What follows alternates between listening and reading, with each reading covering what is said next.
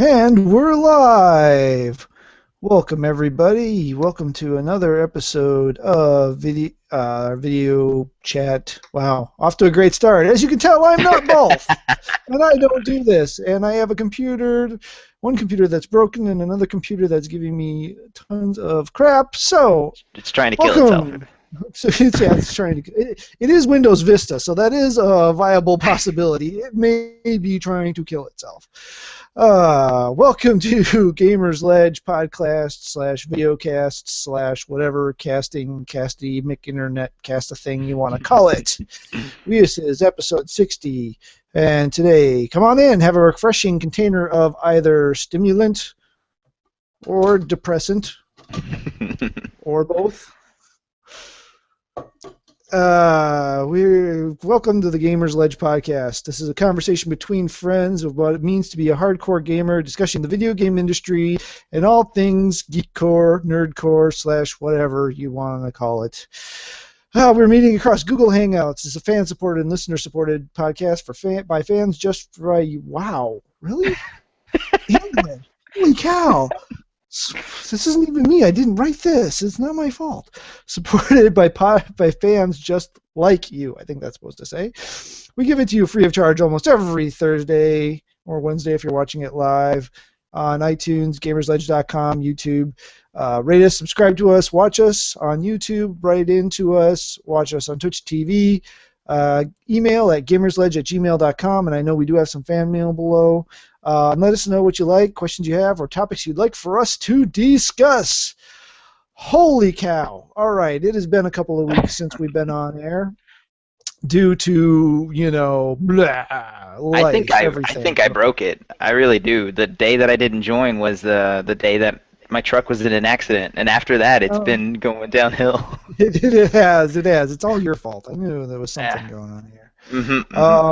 On top of that, I've had some interesting internet issues, as you can tell by my 2 frames a minute. And the computer that currently thinks it's at 100% processor capacity. And the other computer that's sitting out there not working, except for the fact that there is a computer forensics version of Ubuntu in the DVD drive that it can load up and run off of, but we won't talk about that. So, let's see, where are we today? We are on the internet, and we are talking about games and such. It's been a couple of weeks, so we've got a lot of stuff to catch up on. Apologize for those of you who are really looking for your dose of Gamersledge. We unfortunately just have some stuff. And as you can tell, today, even though we're finally meeting up, there's only 2 of us.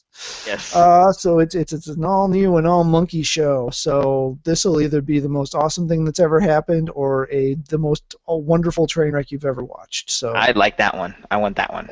That would be fun. It'd be interesting. Because that one will get at least 1 million views. Yeah. If we do something completely stupid, we'll have got the hits up on this thing in no time. Nice. And the other side of my cup says, "What's brewing?" And it's a bear. Get it?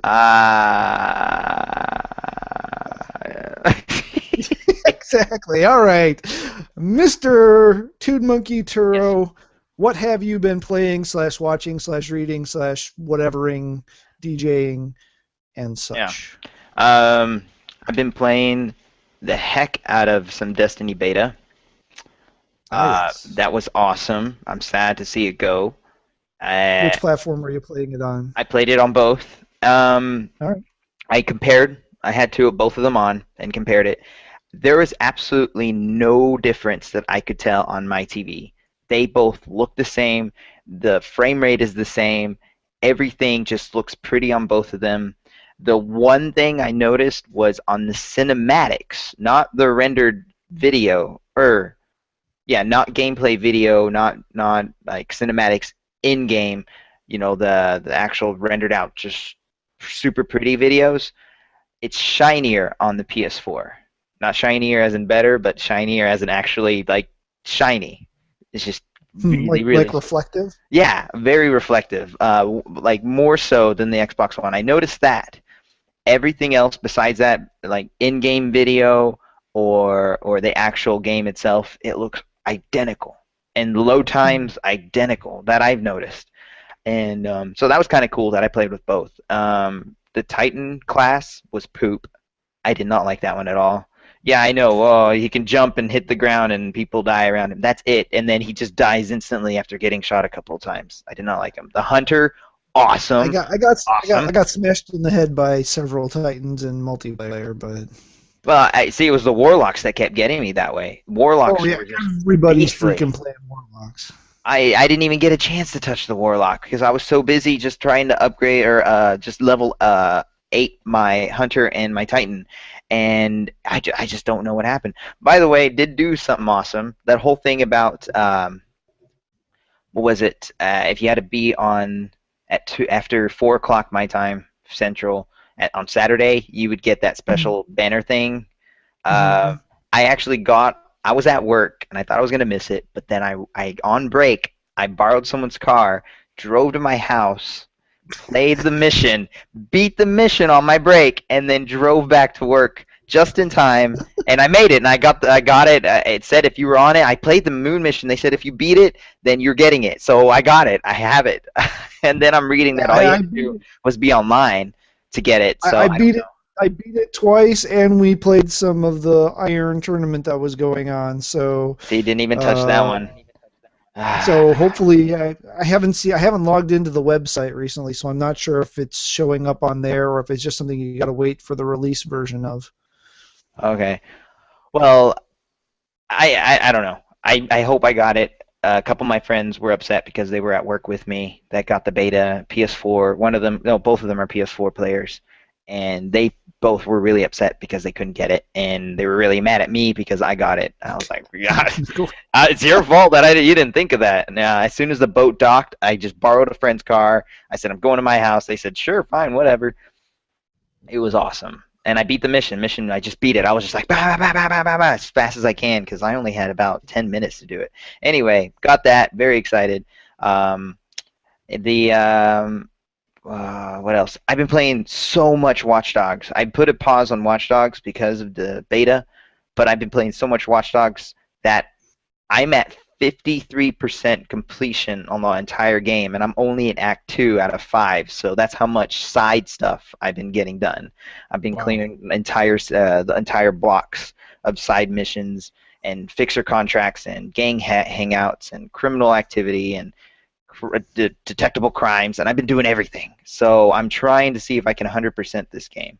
And I think I'm going to do it because everything's out there, and I'm having a blast playing it. Um, as far as my phone, I've been playing Marvel Puzzle Quest a bit and a lot of Clash of Clans. I got into a clan with a bunch of friends, so we're actually just giving out troops and we're winning clan wars, and it's really fun. So that and Gravity Rush, been playing that on the Vita because that's Nice. awesome. It's just so cool. Um, and I haven't even touched my 360 in a while. I haven't touched the PS3 because it's dead. I don't know. I'm gonna have to revive it again. Um, and working like crazy. So that's what I've been doing. Yes, yeah.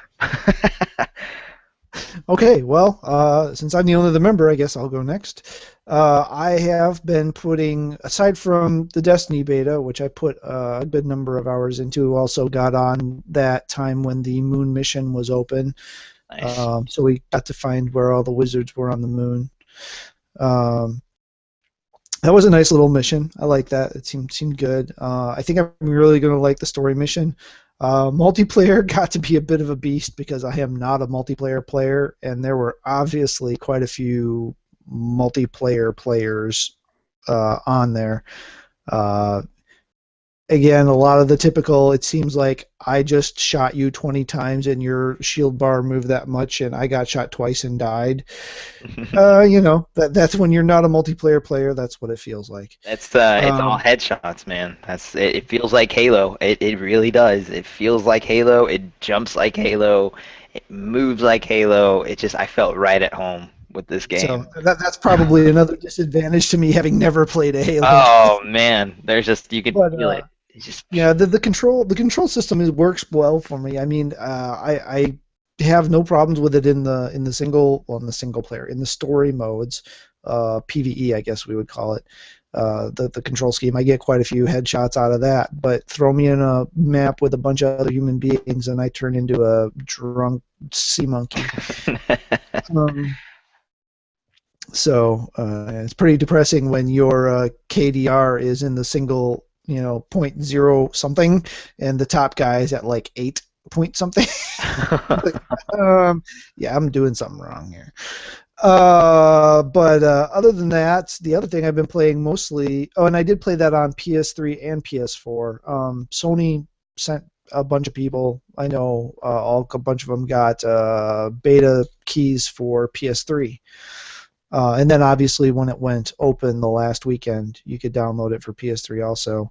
Um, the main difference I saw there was the texture resolution. The models seemed to be about the same. The environments were very similar. The big thing that I saw between the two versions was the textures. And again, I noticed this and I didn't really think about it, but the PS4 versus the PS3, the PS4 was shinier than the PS3 version too. Okay. So I didn't know if that was just a brightness thing or if it is some sort of reflective, something to do with the way the light reflection is working in the PS4 version or what it is. But the other thing was the default control scheme on PS3 and PS4 are different. Oh my So gosh, really? after having played it on PS4 and then pick up the PS3 controller, I kept on trying to aim my gun and throwing my grenade instead. Uh, so Oh man. that was kind of hilarious because I didn't go in and change the control settings, so I just kept on hitting the wrong button.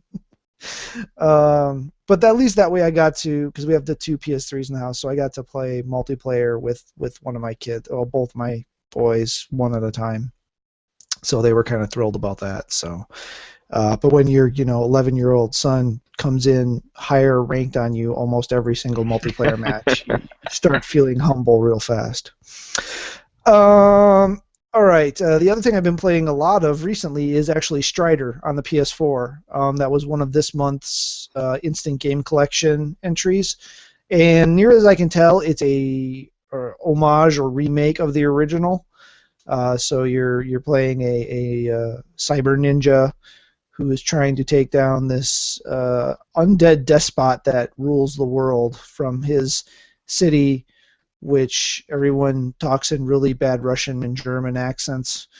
And yeah, so I'm actually to the end now. Last night I got to the part where the boss is. I didn't get all the collectibles.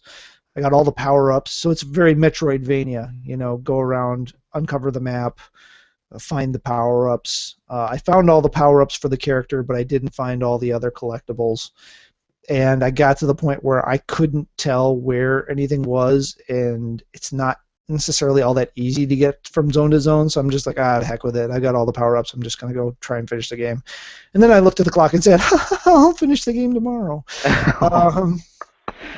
So that's what I've been doing. Still trying to get back into Uncharted 3. After Uncharted 2, Uncharted 3 feels like such a letdown, and they mucked with the control scheme, and I don't know. Uncharted 3 for me has just been a big letdown so far, so I need to play it and beat it. I really do. I'm trying to get back into it, so then I get then I'll have all of the released Uncharted's done, and I'll be ready for was it Den of Thieves? Wait, I thought of No, that's Thieves not End it. or No. something. Thieves End, yeah, something about thieves. So the one coming out on PS4 here in probably like 3 years. So let's see, what else have I been doing? I've been watching Under the Dome since it started back up. I don't know why. It's kind of a strange little silly show, but Didn't Simpsons did it? yeah. But it's got an interesting premise, and it's hard to figure out. They've gone. I think they hired some of Lost's writers or something. The way season 2 is going, but well, we'll see. Maybe if it keeps going or not. We're trying to catch up on the last season's Walking Dead. I think we're 4 or 5 episodes into it so far, which I am also at the same time reading the trades of the Walking Dead comic, and it's weird because I'm at a point now. I'm about issue 61 or 62, and I'm at a point where I'm ahead of and behind at the same time the show Oh yeah. because of the way they rearranged Oh man, events. I blame all that on season two. Um, Yeah, a lot of it's season 2, but even the end of season 1. I mean, that because was that cool. kind of plays off of things that are happening in the comic now, which if people haven't read it, I don't really want to get into it. But Abraham and Yeah, his group, that's kind of Rosie, got yeah. elements of that, so yeah, I don't know. I've got, what is it, book 6, which is the big hardcover trades that actually contain 2 trades, so a year's worth of comics. Nice. So I'm on years 11 and 12 now, I guess book 6 would be. Um, assuming it's been one a month the entire time. I'm on issue 122, I think. That's got to be pretty close to caught up, isn't it? Yeah, that was back in April or May. Yeah, it's the problem I have now is I've been getting them from the library, and after this one, Oh. this is the last trade that they have available through the library system. So that'll get me up to issue 72, Hmm. and then I'm not sure what I'm going to do. Oh So, man. I have them, but they're just online. You can yeah. use your computer if it's not using 100% CPU. Yeah, I don't know. I've got my other computer. I think I don't, nothing comes with an OS, an operating system disk anymore, and I've got someone bringing in a Windows 7 disk to work tomorrow, so Mhm. I might be able to fix it if it's what I think the problem is, but yeah, we'll see. Okay. Otherwise, I'll be getting a new computer this weekend, and ugh, Yay. yay, and ugh. Oh, okay. Uh, but also been reading way too many comics. I do need to do some highlighting on that at some point. Uh, what the heck is his name and why is it escaping me? Dadgummit. That's a weird name. Not, no, that's because it's not it. Oh, Warren Ellis. Warren Ellis has been coming back like a beast. He's writing just all kinds of stuff from the relaunch of Moon Knight to Trees to there's a couple other books he's been writing all of a sudden. So that guy's coming back like a beast. Um, so Trees has been really good so far. Saga is back again, so that's been really good still. But anyway, reading far too many comics, not way too much and not good for one, but I'm sure. Anyway, um, and then just mishmash of shows here and there, just trying to catch up on stuff. And we've got Doctor Who starting up at the end of the month, and then Agents of So Shield starting excited. up end of September, Oh, that's so and good. then it's just crazy. It's we've got so much on the DVR, and we're getting ready to launch another regular season. There is no off season anymore. I mean, it's impossible. There's no time to catch up anymore.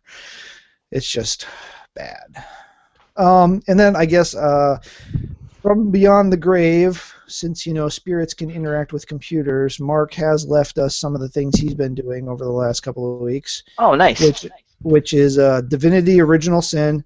Okay, he repeats it every other one for like 6 times, so we get it. He played a lot of Divinity Original Sin, which is a PC old style D&D gold box kind of RPG. We had tried to do this on Steam with the Baldur's Gate Enhanced Edition, but it failed miserably. So I know he's been playing this with a couple of different folks, and he's been, loving it. Obviously, of course, his Marvel Puzzle Quest, because for whatever reason he never tires of that game. All Because the other awesome games in the universe he stops playing, but that one he just keeps playing. I don't get it. Then he also was in the Destiny beta. I know he got a lot of time out of that. And then he's also caught up on MasterChef, which I'm 2 episodes behind because we've watched it with the kids, and so the kids haven't been in this and that and the other thing. So we're a couple of episodes behind in MasterChef. But Let's see. That probably took way too long of time. I don't know if there's a timer running on this thing or not, but anyway, we have got at least 2 weeks worth of news here to try to Yeah. go through, along with reader mail and then whatever other thoughts we have. So Here we let go. us proceed with the news. It doesn't work as well as me, Rob Williams. All right, so first off, Skylanders Trap Team has a Dark Collector Starter Edition that was out at Comic Con. Um, it was giving them an early look at the collector-oriented Dark Edition. I believe all three of the previous games also had Dark Edition releases, which had repaints. Well, they're not just repaints because they actually are respecs of the figures too. In this case, Skylanders Trap Team's Dark Edition is a special starter bundle that features Ultimate Chaos Trap. Chaos is the long-running villain of the game. Uh, an accessory that allows players to capture and control the series antagonist Chaos for the first time. Actually, all the villains that you'll be able to capture and play. That's the whole premise of the trap. The package also includes 2 additional trap accessories, a redesigned portal power, a poster, sticker sheets, trading cards, exclusive black and silver variants of the new character Snapshot, Wildfire, and Food Fight. They're already running out of ideas for names. Toys for Bob, who is the maker of this, will additionally host a Skylander-themed panel discussion starting on July 24th, which was forever ago. So it will be $100 and is set to launch on October 5th for 360, the 1, the 4, the 3, the Wii, the Wii U, and the 3DS. So, and if you're unfamiliar with it, the Skylanders are NFC near-field communication figures that you place on a portal, and they do work with all the different versions of the game. So the characters are interchangeable between the versions. However, you do need a portal and a game disc specific to your, or download maybe. I don't think there's a download for this one, but you need a game and a portal specific to your system.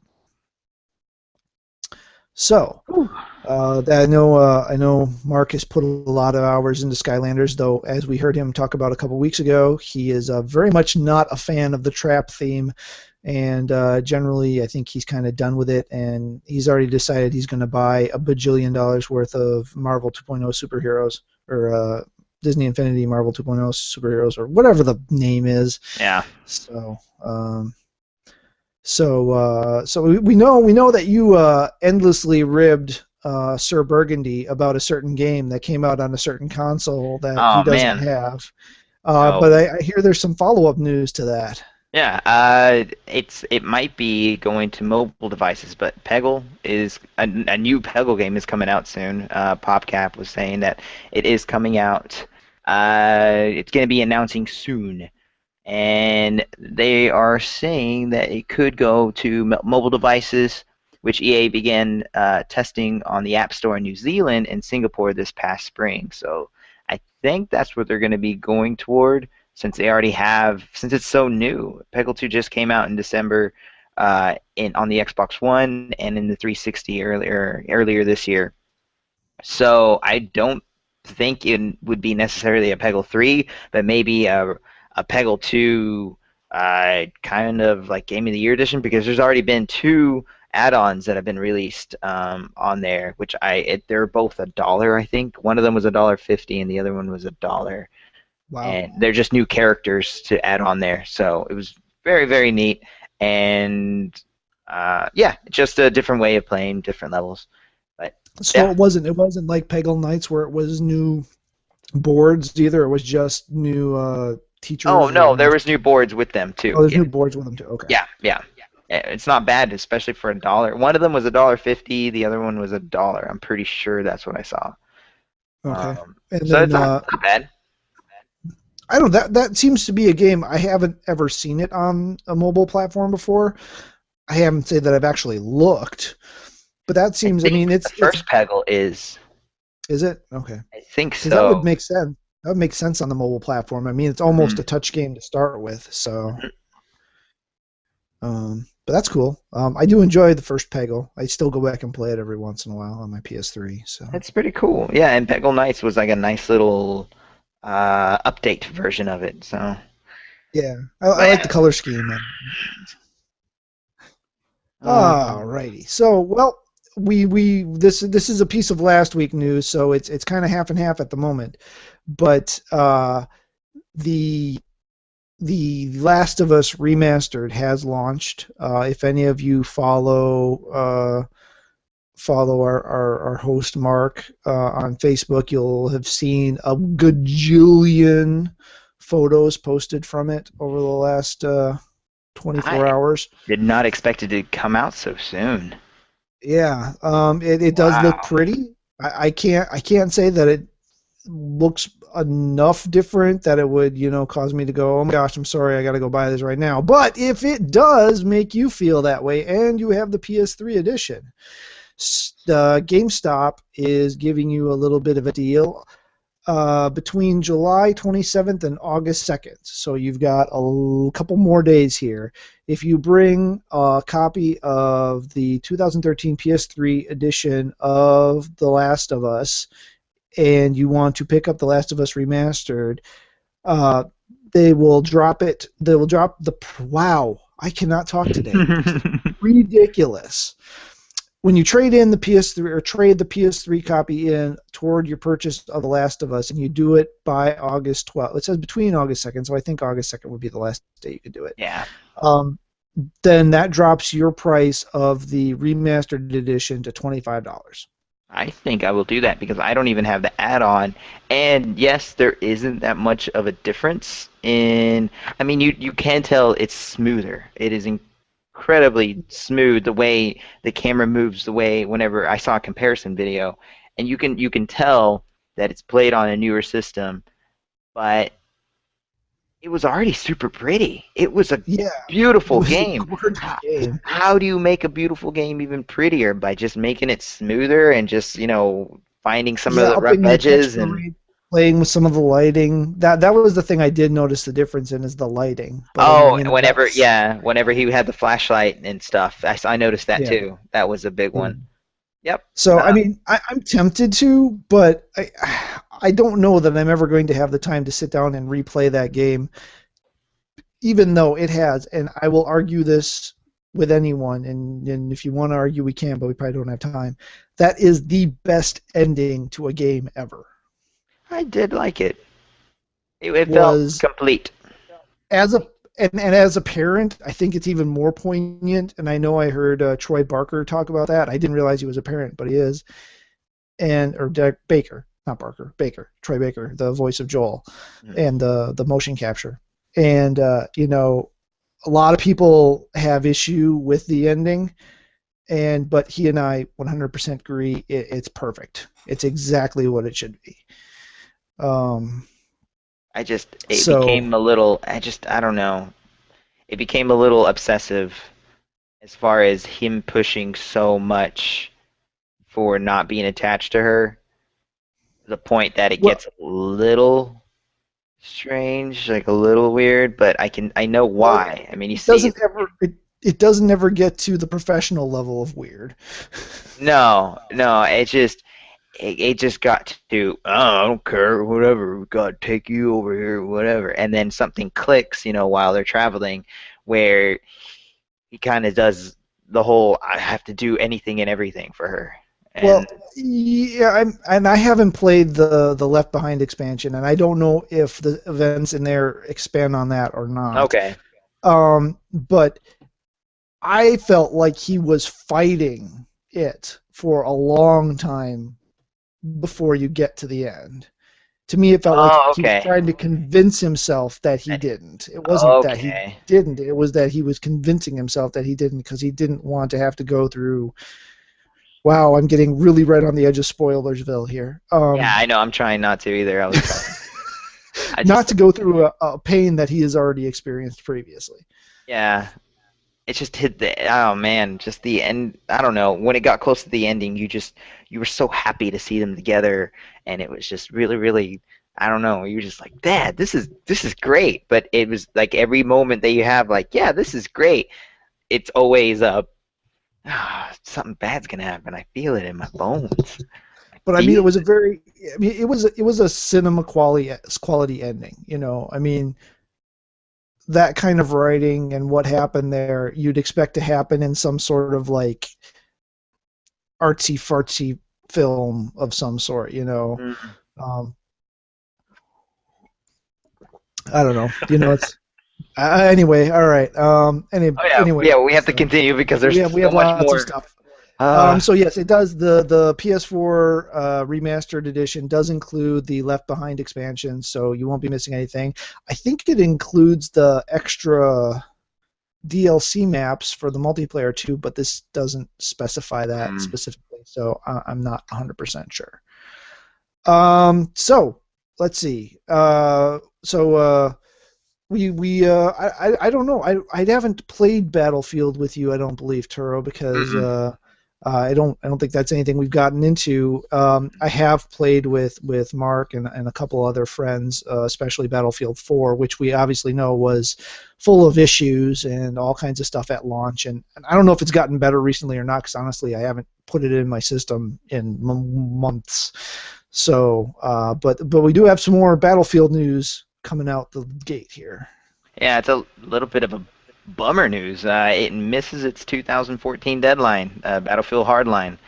It's going to be going for an early 2015, which necessarily isn't a bad thing. Whenever a game gets delayed, I kind of I kind of like it. I like it because I know that they're actually working in the game. I rather have a game get pushed back and then work on it than just rush it and then Battlefield 4 happens. I mean, it becomes a Hmm. mess. You know, it's just Yeah, they that's can't survive another Battlefield 4 launch. I remember playing it and I remember it was a mess. And I was like, oh, okay, well, I'll just wait for a patch. I have other Xbox One games to play. I will just wait. And then I played it again, and multiplayer was not great, and it was just not fun. So I was like, there's bugs. I looked online. There was a bunch of bugs. It was rushed, and I go, oh, that's what happened. I'll wait a little bit longer. I When a game comes out, you're not supposed to wait a little bit longer for it to be good or Right. playable. You're supposed to just be able to have fun and play it. So I am very, very happy that they did this. Yeah. The reason, No, let's see, what'd they say? Why? I don't recall. I assume it's just. I think it was the generic game improvements. Oh yeah, yeah. They got a lot of feedback from the beta. That's where it's Ah, going. okay, that's what it was. Hmm. So to me, this speaks to the whole. I don't know that this is the same. I haven't actually put a name to this issue yet, but we know about games for the most part so far in advance Hmm. that if you've ever worked a project in project management, which is most of what I do day to day, whenever you set up a schedule at the beginning of the project, unless there is something saying that you will be done on this date and everything else will be secondary to being done on that date, or you just pull a Battlefield 4 and you just ship whatever you have. Schedule at the beginning of a project is like your most question mark thing. I mean, you do all your work, you put all your research in, you plan everything out as much as you can, and then reality happens. It feels like it's this kind of like we want to know things, we want to know things, we want to know things, but our desire as fans and commentators on such things to know things, we're forcing the industry to tell us things at times it's not ready to tell us. And I find that so many people's tolerance of things like schedule slips are so low that just having one schedule slip will send people into the, oh, I'm not going to get that game now. I They let me How do you down. think it's worse now than it was before? Because I remember back then sometimes we didn't even get I mean we had to have Nintendo Power and EGM, Electronic Gaming Monthly, Right, and that right. was some of the ways that we could find out whenever the internet wasn't that big as far as gaming news, whenever there were a delay or a pushback. We were just like, well, that sucks, but okay. We didn't know it was to polish the game or to make it better until I think the GameCube, PlayStation 2 era. was whenever we actually got reasons and we started realizing, oh, this is to make the game perfect because there was no updates, there was no Right. patches. So, Right, and I think it's a balance, right? I mean, there's a, if someone's going to put out, we're working on game X, Y, and Z, release to date TBD. Okay, fine. yeah. Now, until you've got a really solid locked in schedule and you've got a calendar that says, you know what, barring anything catastrophic happening, we're going to ship by this date. And I know there's a lot of things going on in the background. There's money, there's people, there's schedule, there's time, there's other projects that pop up, there's this, that, and the other thing. So I mean, there's a gajillion things that could happen that could sway or destroy things, especially on these small team games. Where you've got a really small group of people working on a game. But it seems to me like there's just got to be a balance. It seems to me it's like the whole 24-hour news cycle. We have nothing to talk about now, so we're going to show you videos of cats from the internet. That's not news. We don't need a dedicated channel to show us cat videos from the internet. It just that's the kind of stuff that frustrates me. Yeah, it's pushed to 2015. Am I going to buy it? Probably not. So it probably doesn't really bother me anyway. But yeah, I mean, most of the time things are pushed to improve the product. Now, sometimes they're pushed because they're going to kill it and they haven't figured out exactly how to politically pull that off yet, and they just keep pushing it down the road. Last Guardian, maybe. That's ever going to see the light of day. But the Duke Nukem, whatever it was, that took like 32 years to come out and then sucked anyway. But it's project management. I mean, it's.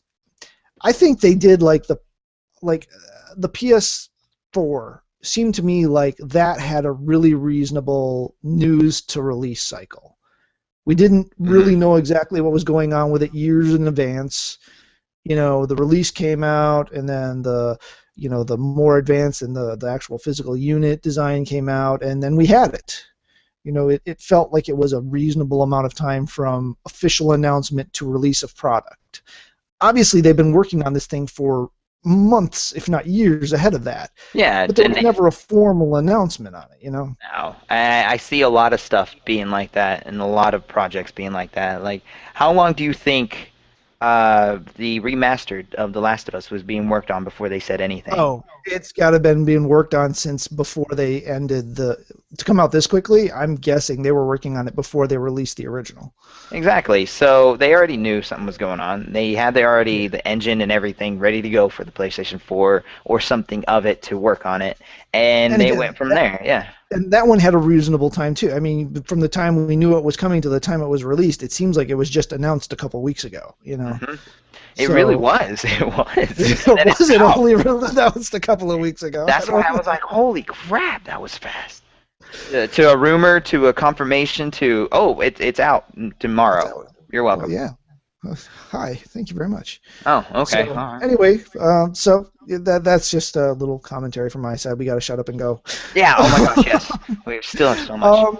And in something that has been I think I got the next one here. Okay, it's something that's been of great interest to pretty much all of us, because I think all of us remember the old days of Weird Al, and obviously with the newest album, Mandatory Fun, and the internet release, the rapid release of the videos to the internet of the 8 tracks from that album. By the way, what is it? The last track, the Jackson Park Express. Mm-hmm. I would pay $100 for a video of that. That's not one of the ones, was it? Because I didn't see it if it was. Yeah. Is it? I think so. No, Okay. it wasn't. Sorry. I didn't think so. But I mean, it's 12 minutes or so, I think, 7 to 12 minutes, somewhere in that range of just pure insanity. That's what he does. That's what he does with the last track. Albuquerque. Oh my gosh. Albuquerque. that will always be the most insane one. He said that he just did it for fun, and it became so popular. And He did. It was I just didn't so realize insane. how long it was, and it was just that's just a genius. He just doesn't. He doesn't know he's genius sometimes. That's what I think happens. He just doesn't know how of a genius he is. And the polka medley on this one, Oh Was man, a there hasn't been a video for a polka in any of his albums ever, so I really ever thought it was going to be the last this video that one. he was just going Yeah. to finally have a polka of him with the actual artist that sang the song or something, That'd be awesome. and him do. Oh, I thought Those have got to be a riot live. I've never seen him live, but oh, you're missing out there. He's those amazing. would have to be a riot. Those polka medleys would have to be a riot live. He is in fantastic shape because he is running off the stage, changing, singing the song, running off the stage, changing again Changing, for the next yeah, thing. the next one Oh because they're my all in gosh. costumes. And, yeah, no, Every single one is. I haven't seen very many concerts, and if that was one, if I knew it was coming anywhere near here, I would work it in. And Oh, the I'm great pretty thing sure is he's going to again. all of the kids, all the songs are on this album are songs. Well, obviously the parodies are all songs the kids know. So my Okay. kids are getting into this, and then they're like digging through my old albums, and they're not having as much fun with them because they don't know the songs as well Hmm. for those ones, but they're still getting a kick out of it. Um, and just some of the original stuff too is just genius. Um, the only weak point this album has is first world problems. Yeah, I'm just not You didn't feeling like it. that one? I didn't like that one. I liked it. Track number two is it doesn't. I don't dislike it. I don't skip it like first Hmm. world problems, but it's okay. But the rest of it, I cannot get enough of that album. It's usually played at least 4 or 5 times in the house a day That's awesome. between me and the kids. So. Oh, But that's anyway, the awesome. whole point of Oh this my is, the gosh, whole yes. point of this discussion that we haven't even got to is in 30 odd years, nearly 30 odd years of doing this, of being the world's only parody polka accordion playing artist, he has finally achieved his first number one album. Yep. I don't know how this has not happened already. The album that Fat and Eat It was on, which I don't remember which album that is, but I mean, how in that area, like a surgeon, uh, I think it was just wasn't cool back then. I mean, yeah, it was neat that there I were mean, all parodies my and friends liked it. like I mean, I guess we were just the geeks, I guess, but it just wasn't that cool, popular kind of thing. And right now, like knowing stuff and knowing comic books, especially how the media is portraying it now with comic book movies mhm, and people actually knowing what they're talking about as far as and people know what you're talking about. Um, as far as like I said, comic books are just geekery.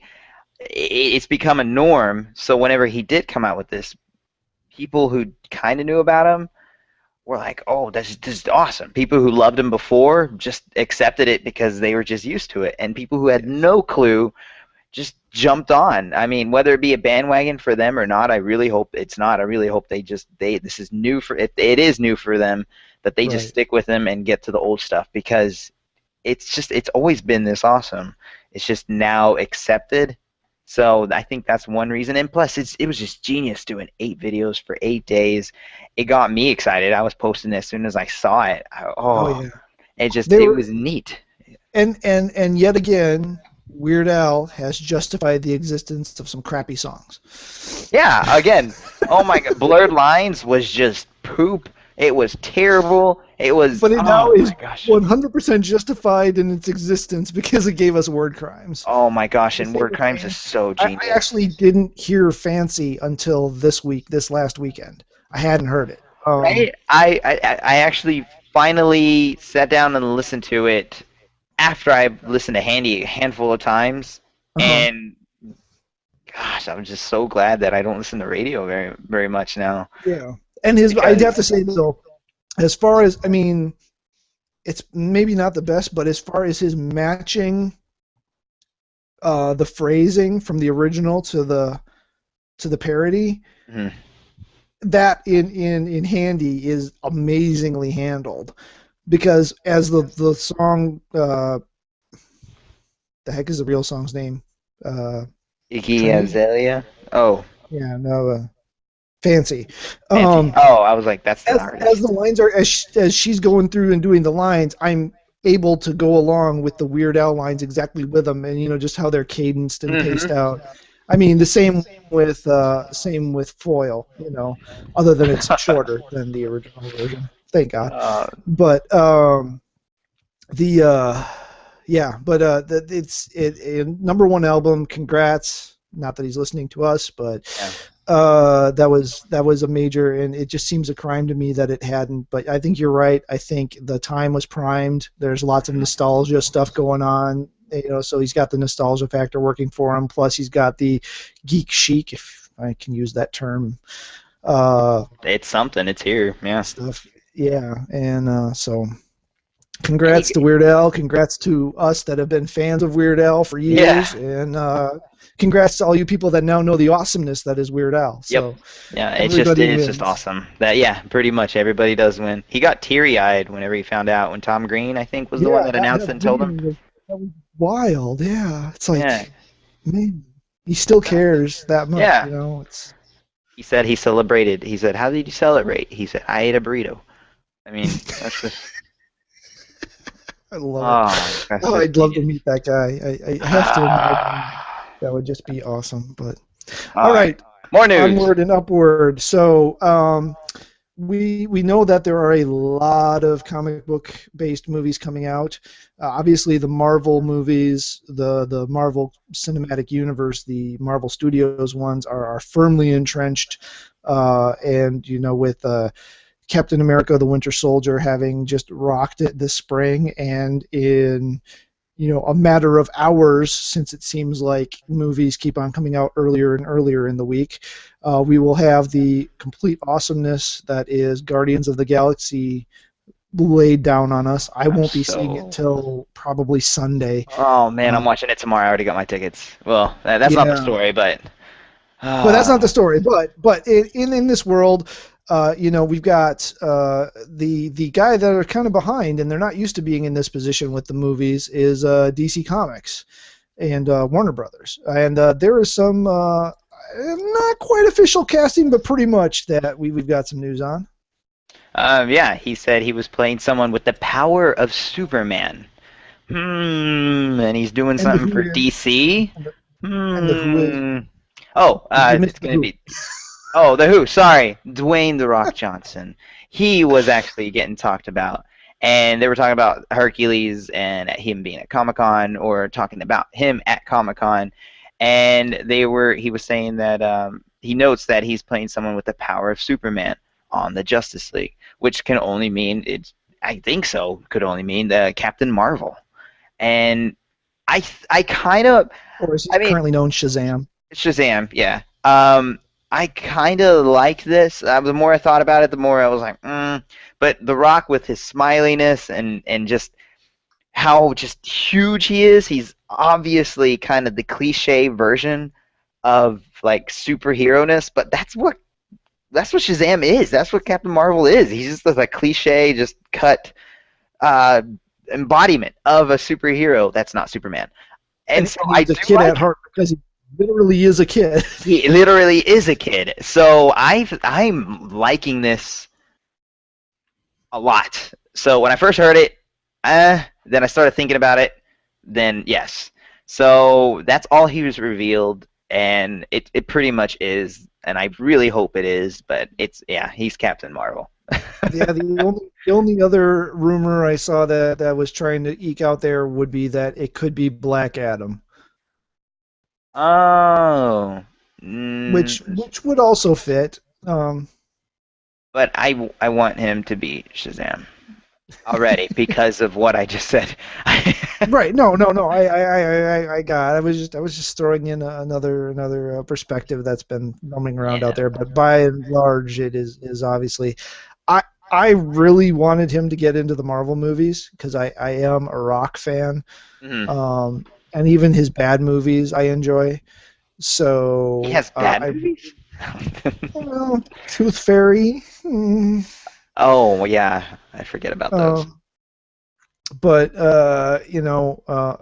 Hercules is getting slammed a lot, but I don't know. I'll probably check it out eventually. But I wanted to watch it, I did, but Lucy called my name. I only had one ride, well, actually a taxi, So it was one movie or the other, and I picked Lucy just because Well, I thought his Luc name was Besson. Luke. Yeah, I thought his name was Luke Besson. Yeah, and it was everything I wanted.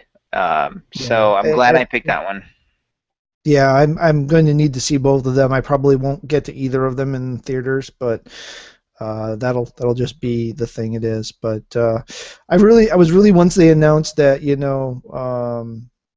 Vin Diesel was going to be in a Marvel movie. I really wanted to see that combo of Vin and The Rock teamed up together again. So when they Uh, announced that Vin was Groot, I really, really, really wanted the casting of Rocket to be Dwayne Johnson.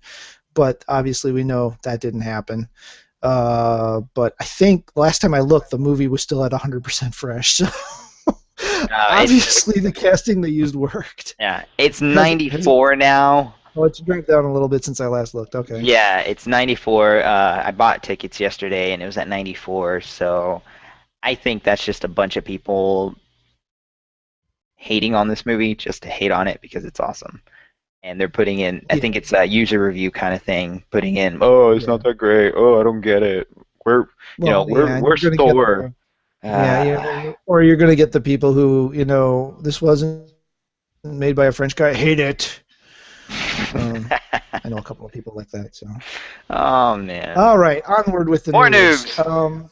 Yeah, we've had a lot of unfortunate news for developers of late.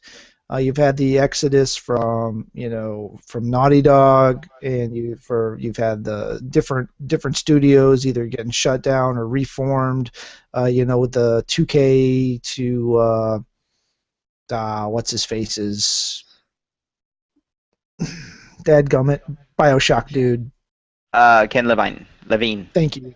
Yes. Levine's shop, dropping down to this group, and that one wasn't necessarily a bad one, but it did result in the layoff of a bunch of people. But now Crytek is also getting hit with stuff. Again, I think this is from last week. The producer of Homefront and the man behind the Cry engine.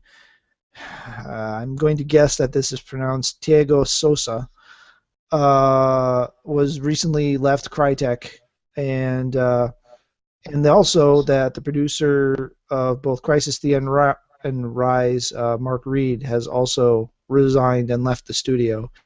I wonder what No happened. word. Yeah, it's hard to say.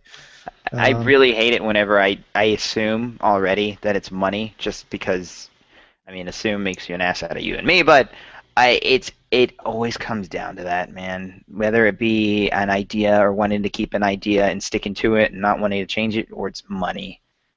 Ugh. Yeah, and you gotta, unfortunately, these guys, fortunately or unfortunately, I guess, if you let the guys who created the game be in charge of the money, they'd probably never finish a game. Oh, They true. never make any money on the game. But No. you got people that are worrying about the money and the business side of it, and you got the guys that are trying to, make something fun or speak with their game and their art, and the two sometimes clash. Yeah. It's just sad when you see a talent like that leave a company where they've done well at. Now the other side of that is, these guys could leave and go on to do amazing things at other places. So Mhm. as gamers, it may not be a huge impact to us, but it seems like we're whittling away at the game development base. It feels like there's a shift coming, and I'm not smart enough or in the business enough to know exactly what that shift means, but there is definitely a shift in the environment. I mean, okay, we could debate all day on the meaning of indie. I know Nick and Mark have very hardcore definitions of what they consider indie. I'm a little more liberal in my interpretation on the term. Yeah, it's getting fuzzy Also, as far as that it's word getting goes. fuzzy. I saw on the PSN this week that the remake of Abe's Odyssey was listed as an indie title. I'm like, I yeah, wouldn't do that's that. stretching it a bit. Yeah. But the whole concept of receiving any help from any mega company makes it not indie. I Oh, think it well. depends. I think it depends. I mean, is getting then you could say, well, just getting a dev kit for a PS4 is getting help from Sony, so it's not an indie anymore. That's not true. So there's a lot of give and take there. Yeah. I think if at any point in time the company, the bigger company, starts taking creative control of the project, then you've lost your indiness, if you will. Mm-hmm. But if all you're getting is like, I can't figure out how to write this routine to make the sun blow up. It doesn't work right. And they say, oh, here, you just need to sun blowing up. And you're like, oh, it's glorious and blowing up. That to me does no longer make it an indie game. It just was it's the same as going to, a wiki and getting a routine that does something off of a wiki or something. But that's all weird and geeky and codey stuff, so whatever. Man, we'd really kind of stretch out as far as the story and then go this way or that way. We are great at doing that. My gosh. I was gonna try and sneak in some Edgar Wright in there, but I couldn't. I couldn't find a segue. But yeah, I was like leaving for artistic ways. Edgar Wright. Nope, couldn't do it. So maybe it's just another one of those. Yeah. And that's another discussion that you and I probably have to have sometime. We won't bore the people here, but I have a very different perspective on what happened with that whole Ant-Man thing than what a lot of the base does. So, anyway, more news. What article was that? I don't even remember what article were we at. I think you have some. Oh yes, we have some. I'll get the next one because it's ridiculous. We've got some. Yeah, there you go. Oh my gosh, Xbox, like Microsoft itself. What is wrong with you? Do you know what exclusive means? Just you, no one else. Exclusive. Okay, all right, Halo. That's exclusive. Yeah, all right, okay. Sunset Overdrive, Burgundy, exclusive to the Xbox. Insomniac decided to do it on here, not on Sony and PlayStation because that's weird. But it's exclusive because it's only on the Xbox One. Same thing with Dead Rising 3. I haven't heard any news about it being on the PS4. Therefore, exclusive. Call of Duty. That is the least exclusive series. That's on everything. I think I can play some of it on my phone. I'm not even kidding.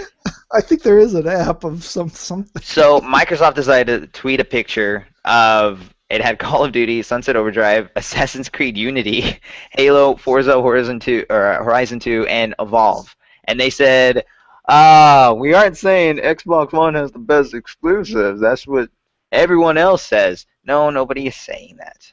Nobody is saying that, especially when some of those games aren't even exclusive. But I don't know what they're trying. I mean, yeah, it's cool marketing, but whenever your marketing doesn't know what certain words mean or what certain games are, it just it's embarrassing. My guess would be it's the latter, right? It's you've got some marketing guy that was told we need a tweet and we want it to be about exclusives. Oh my god! And then it goes and looks and says, oh, here's some games we have coming out, and these look like they're the ones that are being most talked about. So let's throw them in an image and put that out. I would guess that's what it was. It's you got some guy that probably doesn't even know what a console looks like putting this tweet together, right? And you just get these epic. It's so wrong. Somebody couldn't have done it on purpose. It had to be a complete ignorant mistake. And either that or somebody just grabbed a stock photo, not even paying attention to what was on it, and did it. But again, I think it comes down to, when you have someone who doesn't know what they're talking about working on something.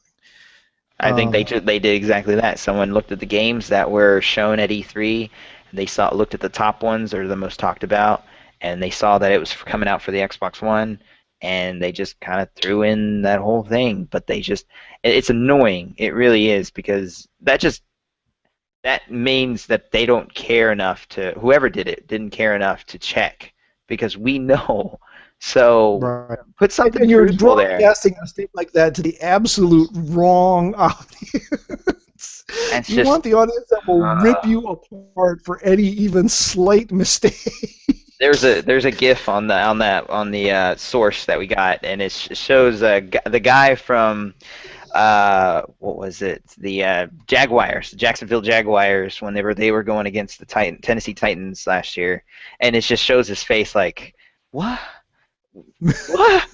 Whenever they're just getting demolished because the Jaguars, they just suck. Oh my gosh. NFL, sorry. And it really does. And he's just laughing. He's laughing like, this sucks. This is terrible. This is stupid. And it is. Yeah. So that was perfect embodiment. That was whoever the posted game that. that I thought they were going to invoke a mercy rule for. Oh my gosh. Yeah, yeah. But no, they just really like picking on the Jaguars. The 4-4 team. Anyway, let's go. We're making progress. Go. We're getting down the list. All right. So a lot of us think we would like to be in game development. You want to know what a game developer did wrong, just ask a fan of that game. We will tell you exactly what they did wrong, exactly what we would have done, and how we would have fixed all of the problems, even though most of us don't know the first thing about it. So one that leads one to believe, well, if one were to try to break into this industry, which is, by the way, a remarkably difficult industry to break into. It's scary. That's why I even gave up going to it in college. I'm sorry, but it is scary. Yeah, my oldest son is still naive enough that his dream is to work on video games, and he's building an art book. He's developing game concept. He's Nice. working on his drawing so they can do it. He's actually got a class in high school this year that's a distance learning class. That's a video game development process game. Wow. So, and he's actually taking Japanese instead of Spanish, which is also a distance learning class because he that's wants to so be able perfect. to communicate with, the mothership of either Sony or Nintendo. Oh man, why didn't they have these cool classes back when I was in high school? Like Yeah, I know my about it. my niece was taking archery. That's Yeah. awesome. I want that. I want to learn That is Japanese. that is huge. Archery. My son actually is in a club. My middle son, the middle child, my second That's son so was. cool. Oh, And so they did competitions all over the place. They actually went to Louisville for a competition, and then there was a competition here in the state that was actually considered one of the world tournaments. And there were people here from wow. South America and Australia and a couple other places that were participating. It's amazing how huge this archery thing has gotten. That's so cool. Anyway, we're doing the slight thing Totally again. off subject. Yeah. Anyway, so with that, kind of comes the more practical side of what do game developers make. We look at the cost of games and we look at these megalopolis, ginormous companies, and we figure they just got to be making money hand over foot. And in the case of the overall companies, many of them are, some of them aren't. But you have to realize that is divested across the entire company to the shareholders, to the CEOs and the people that run the business but probably have absolutely no idea what a video game is. So when it gets down to the actual numbers, the average overall compensation for an American game developer over the last year was $83,060. The average It's annual still a big number, but that's not that's a bad. lot of work. That's a lot of work. Yeah, you got to realize these people are salaried. They're not getting paid hourly for the most part, unless you're like a low-level code monkey and all you're doing is just typing routines all day. You're salaried and you're putting in 80-hour weeks a lot of times. Mm-hmm. So you gotta balance the compensation against the amount of work you're putting in, especially as you're coming to release. The average annual salary for a solo indie game maker was just under $12,000, which was down 4% from the previous year. That's scary. That's so scary. Yeah, if you were in the small crew of indie developer types, so you have a small group of people working, averaged out to almost 51,000, which I'm not quite sure if that's just the amount of time it takes to get something, and you've got to, run that earnings across such a larger time span before you can get something else out to earn more. If that's where the difference is, 51K is not disrespectable depending on where you live. Programmers have the biggest cash. And again, I'm not sure what the term programmer here means because Mhm. obviously there is a very, very large range of what you can do from programming. Yeah. If you're writing engines or developing routines for the lighting or this or that or the other thing, you're probably at the higher end of this. If you're what I would refer to as a code monkey and you're down at the lower level, just more on the implementation side than the design and creation side, you're probably making less than this. But the average for what they're calling a programmer here was just over 93K. Artists and animators about 74K. Game designers and producers, designers were pulling in about 70, just shy of 74, and producers a little over 82. Again, these are averages, so depending on the company and whatever. But then when you look at the business and management, the people who lots of times are the least knowledgeable about games, I would assume. Again, not in the game industry, but just looking at other industries I am aware of, these are usually the people that know little to nothing about the actual product, how it works or what it does. Looking at almost 102K average. So it's not huge. It's not huge piles of money, although some people are going, "Oh my God, that's a huge pile of money." And that's a But I mean, lot of work. if you So look much across a work. lot of industries, yeah, it's a lot of work, and it's not out of line with other. The other one on here that wasn't in the first list I was reading down here is audio.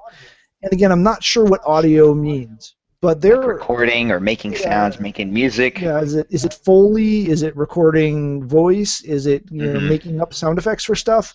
Or is it the music? And it may involve all of that. But it's 95.6 for that. So that seemed surprisingly high. So my guess is that is including everything from the lowly little Foley artist to the VA recording to the music composers. And if it's electronic music, the actual synthesization thereof. Um, so that's it's obviously you can make a good living there, but then you also have to realize a lot of these big development companies are in very expensive cost of living areas, Oh my and gosh. you are like we said 3 or 4 times now, you are putting in a lot of work. So you And really then there have to was a love this to you do have it. to love it, yeah, because you will burn out if you don't love it. You will burn out. Um, and see, there is one thing on the report also notes that gender pay equity is still ways off. Despite being better than the national average, women on average, apparently for equal positions, appear to be pulling in about 13K less a year for the same position. That that's a depressing number. If it, then there are a lot of factors and this and that. We don't have all Yeah. the data, so we can't speak about it officially. But the number that's published is what it is. So that's all we can talk about. I remember We need to move on. whenever, yeah, well, just real quick, I had a class. It was a game developer class, just to basic stuff, and it was in college, and my professor said, "Do you guys love playing video games?" And I was like, "I absolutely love playing video games." Everybody pretty much was like, "Yeah, we love it." It's like a couple people were like, "I just wanted to learn how to make things and stuff."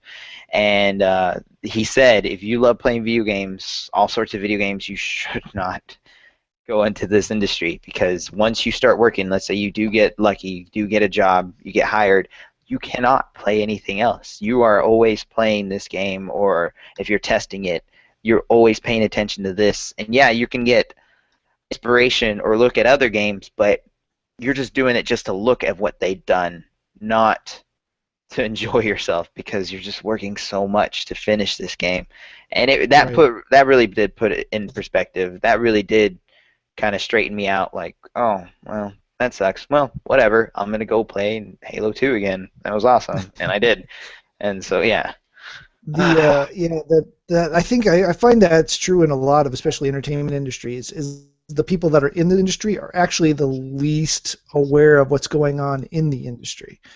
They don't have time to watch other shows or movies, maybe less so because they're less of a commitment, but it just seems like for the most part, unless you're in some real close knit group or you're one of these producers for up and coming artists or something, you really don't have that good of a feel of all the other content that's out there because you're so busy making yours or working on yours.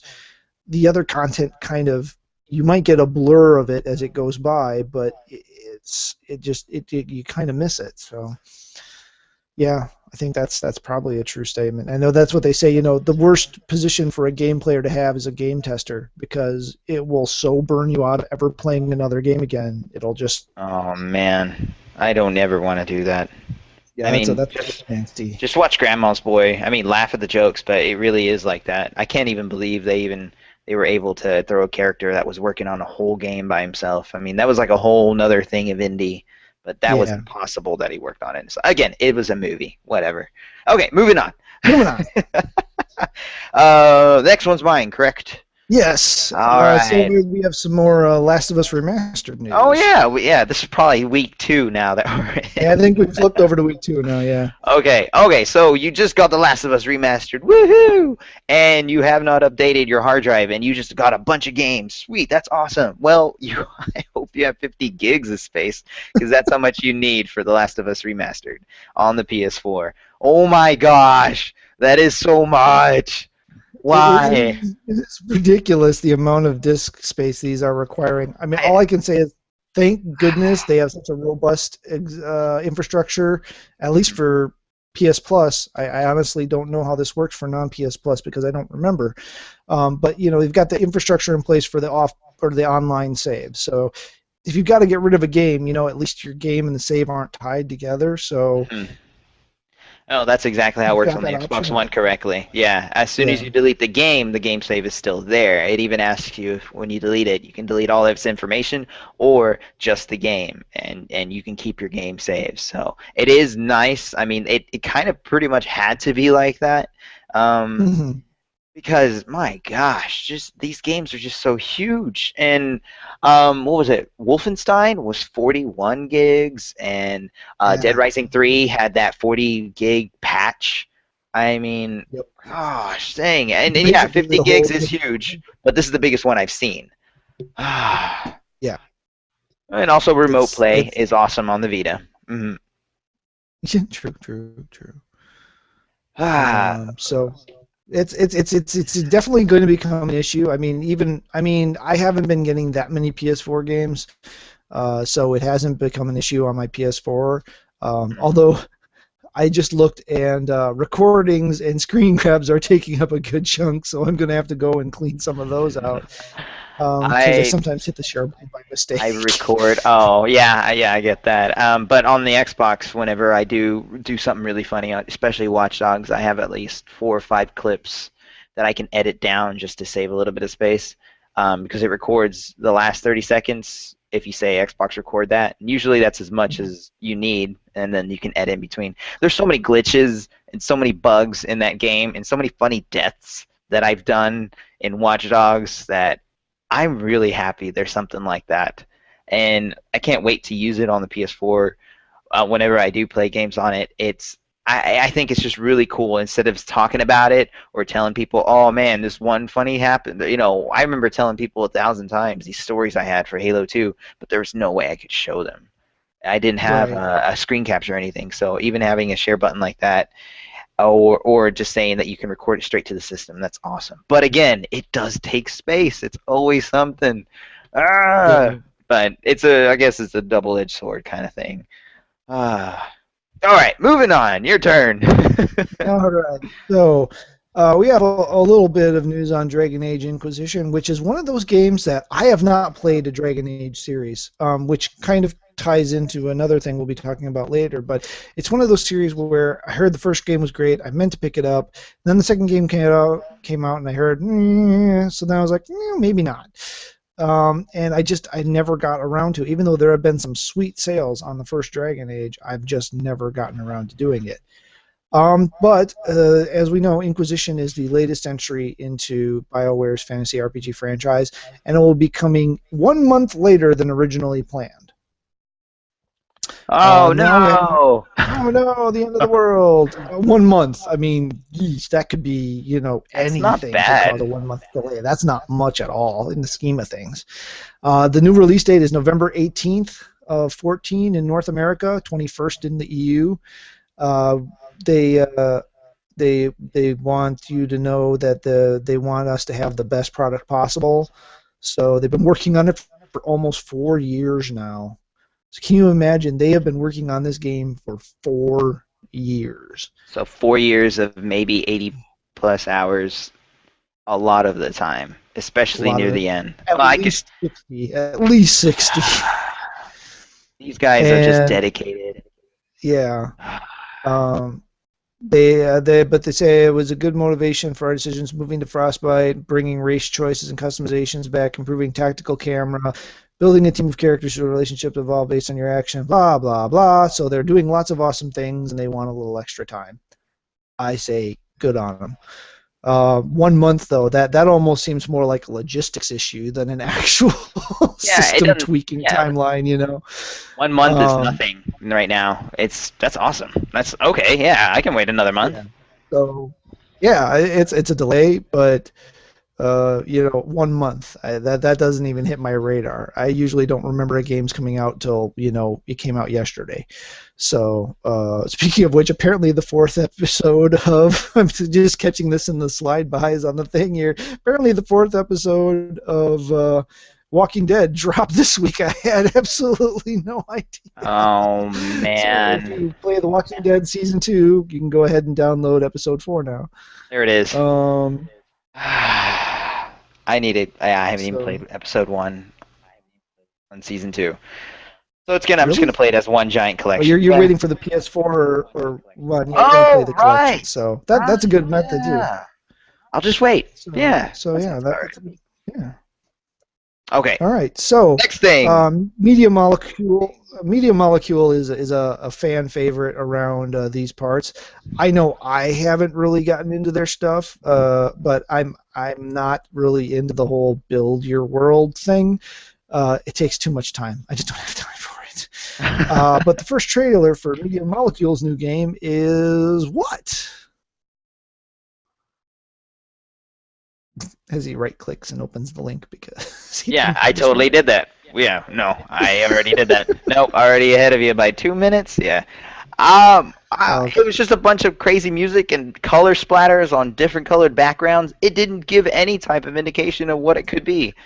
I don't know what it is. I was like, oh, cool, it's an artistic video kind of thing. No, it's Media Molecule's new game. And yeah, I did like it. I liked Little Big Planet. Um, and I liked playing the levels, and I liked playing the user created levels, but I never made a level myself because again, it takes so much time. Same thing with Minecraft. It just takes so much time. I could see myself spending that much time making progress in a game, getting closer to 100% or getting closer to the end or getting closer to, I don't know, perfecting a move or a combo or something. I could see that, but not creating something. That's just a whole nother side of or another type of gamer is what it is. And I think that's where they're going with. And yeah, good luck to them. I have no clue what this is. Did you watch the trailer? Do you know what it's gonna be? I've heard about it. I haven't watched it yet. As I've kind of indicated, we've been having lots of technology issues at my Ah, Dr. true. Paul. It's just a bunch of But weird noises. I did read that it's actually a bug. It was a rendering error that occurred while they were working on their new game, and it created this crazy pattern of Technicolor color splotching patches. So it's not even part of the game. It is the game, but it's the game kind of from the glitch perspective. You remember that video, the glitch Okay. done by Digital Corridor? This Oh is my kind of gosh. that. This is That was genius. it's so they've released video of the game, but you can't tell what it is because it's from render error mode. So yeah, we have no idea what it is, but it's just they thought that hey, this was awesome. They liked it so much that they decided that that's what they were going to share as the teaser release. Okay, I accept. That was cool. All right. All right, another one. Unfortunately, Burgundy isn't here, but a couple of episodes ago, I made a banner for the post that was of the Hulk and said, "Why Burgundy no want to smash with Hulk?" Uh, because the Hulk is a limited time exclusive to the PlayStation exclusive collector's edition. Mhm.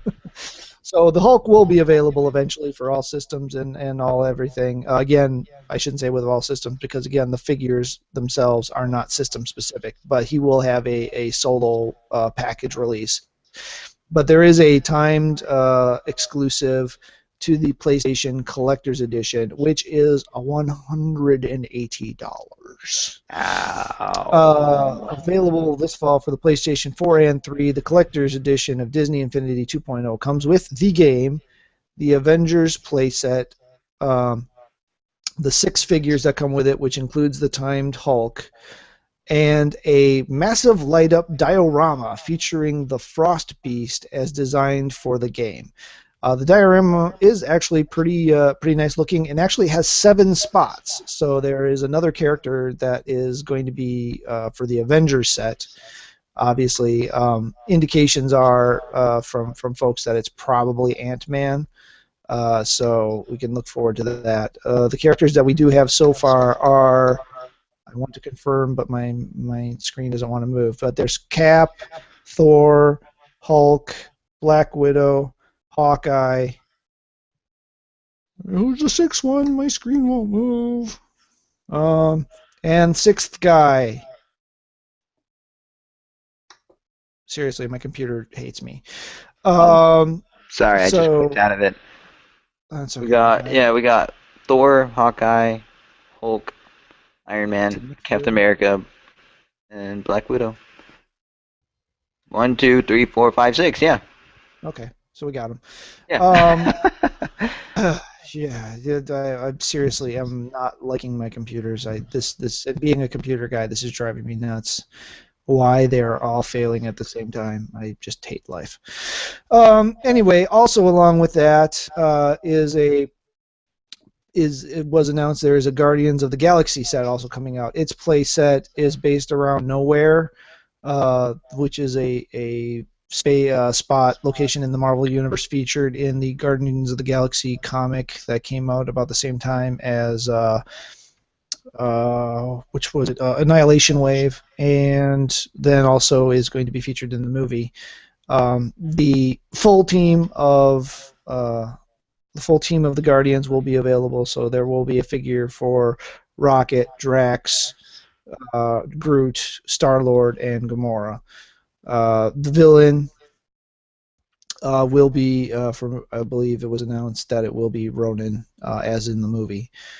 So there is another also crossover is Iron Man and Nova. So Iron Man from the Avengers playset and Nova from the Spider-Man playset will also work within this universe. So there is some crossplay here, because in the comics, Iron Man recently did a stint with the Guardians, and obviously Nova as a cosmic level hero will also be make sense in here. Although the Spider-Man set is based off of the current Ultimate Spider-Man cartoon series rather than based off of the movie or a comics in incarnation. It's based off of that current television show that's on one of the Disney channels. So, lots of 2.0 news. That diorama looks sweet. It lights up, It does so look really that's cool. also The cool. Frost Giant looks cool. It does. I really was hardcore trying to stay away from it because Marvel or Disney Infinity got a lot of intense play right away, and now we have lots of pretty figures that collect dust. But these are a lot of pretty figures that I really want. So I don't know where this is going to go or what it's going to end up with, but dumped a lot of money into the original one. and I have this nasty nagging feeling that I'm going to be dumping a lot of money into this one too. Yay! Yay! So, That's awesome. all right. So let's see. We have some other news still because we're still newsing. Hmm. There was a sale on PSN last week. I think it's still going on this week too. Oh man, is it still going on? I'm pretty I hope so. sure. I'm trying to find the Uh, date. yeah, I'm pretty sure I saw that when I was on the store yesterday that that one was still Okay. going. All right. Are we gonna go through the entire list? Rocket. All right. There you go. There's a bunch of superhero games, not just superhero games, but games making you a superhero. So we have Batman Arkham Asylum, Batman Arkham Origins. We got Arkham Origins Blackgate, DC Universe Online Ultimate Edition for the both PS4 and PS3. We have Infamous, Infamous 2, Infamous Festival of Blood, Injustice Gods Among Us. Oh, what the? There's audio in Uh-oh. my ear. Sorry. You're being talked to from the great beyond. Okay. Injustice Gods Among Us Ultimate Edition for the PS4, PS3, and the Vita. Lego Batman 2, Marvel Superheroes for the 4 and the 3, PS3, PS4, and the Vita. Marvel vs. Capcom Origins for PS3. Mortal Kombat vs. DC Universe PS3. The Amazing Spider-Man 2 for the PS4 and PS3. And Teenage Mutant Ninja Turtles Out of the Shadow, PS3, and Young Justice Legacy for the PS3. Cheese and rice. That is a lot, and I really have to find what this video. Shut up, video. Why are you talking to me? Oh. Okay, that was a pop-up. We got it. It's taken care of. So there's that. That's a lot of games. If you haven't had any of them or haven't picked up any of them, they're all on sale. That's awesome. That's there's a handful of those that I would like to play, and they're all $4. Oh, okay. Some of them, the newer ones, have gone down like $5. Yeah. So some of them But are really good sales. Some of them are. yeah, and then there's PS Plus prices as far as the sale price. So if you're a PS Plus member, even better. Ah, that is awesome. So all those games, if you're missing one, been wanting to get one, especially those Arkham Asylum, Arkham Origins, that's awesome. That's already $4 if Yeah. you're a PS Plus, 420 for the Arkham Asylum, which is a great price for that game. That was an awesome game. Infamous 1 and 2. Oh my gosh. I need to get Infamous 2. $10. Yeah. Infamous 1 and 2 are pretty inexpensive now. Yeah. Nice. All right. Well, if you don't have them, go get them. Lots of superhero sales. My gosh. That's cool. Um, and I gotta look back at our thing. I don't think this is on our list of stories. One second, as I wait for my computer to. You have to keep going. There's a Microsoft. The next one is a Microsoft thing. Okay. No, it's not in here. But Oh, I just noticed that well, I do have one in between before your Microsoft thing. But okay. before that, there has been another. Finding against Sony for the data breach incident of a few years ago, Oh yeah. and if it gets validated, members will be offered free games again. It didn't. It looked like mostly the same list. I don't have the list in front of me, but it looked like it was mostly the same list from that what they gave us originally when the PSN came back. But that's another one. If you find that list, or Turo, if you find it, let us know because I'm not going to try to search for it with my All computer in the right. status it's in right now. I will try Um, right now. but while he's doing that, there are several sales going on the PlayStation Network, and I don't know if this is going to be just a summer thing or if this is going to continue on into the winter with all of these sales and events and different things. But another one is a discount for uh, new cross-platform games. Get a discount for PlayStation Plus members. and it's part of the PlayStation Store Play event, and is also getting a cashback credit depending on how many of these titles you buy. So the 4 titles are Cellar Doors roguelike platformer Rogue Legacy, which hopefully that's actually a roguelike, because we had that debate the other day about what a roguelike is or isn't. Yeah, I still don't know. Facepal game. Oh yes, that one is Rogue Legacy. The big thing about a roguelike is to progress through the game you have to die. That is like one of the defining characters of a roguelike. Like you have to, or you're just going to end up dying because the level forces you to learn that way? Yes and no.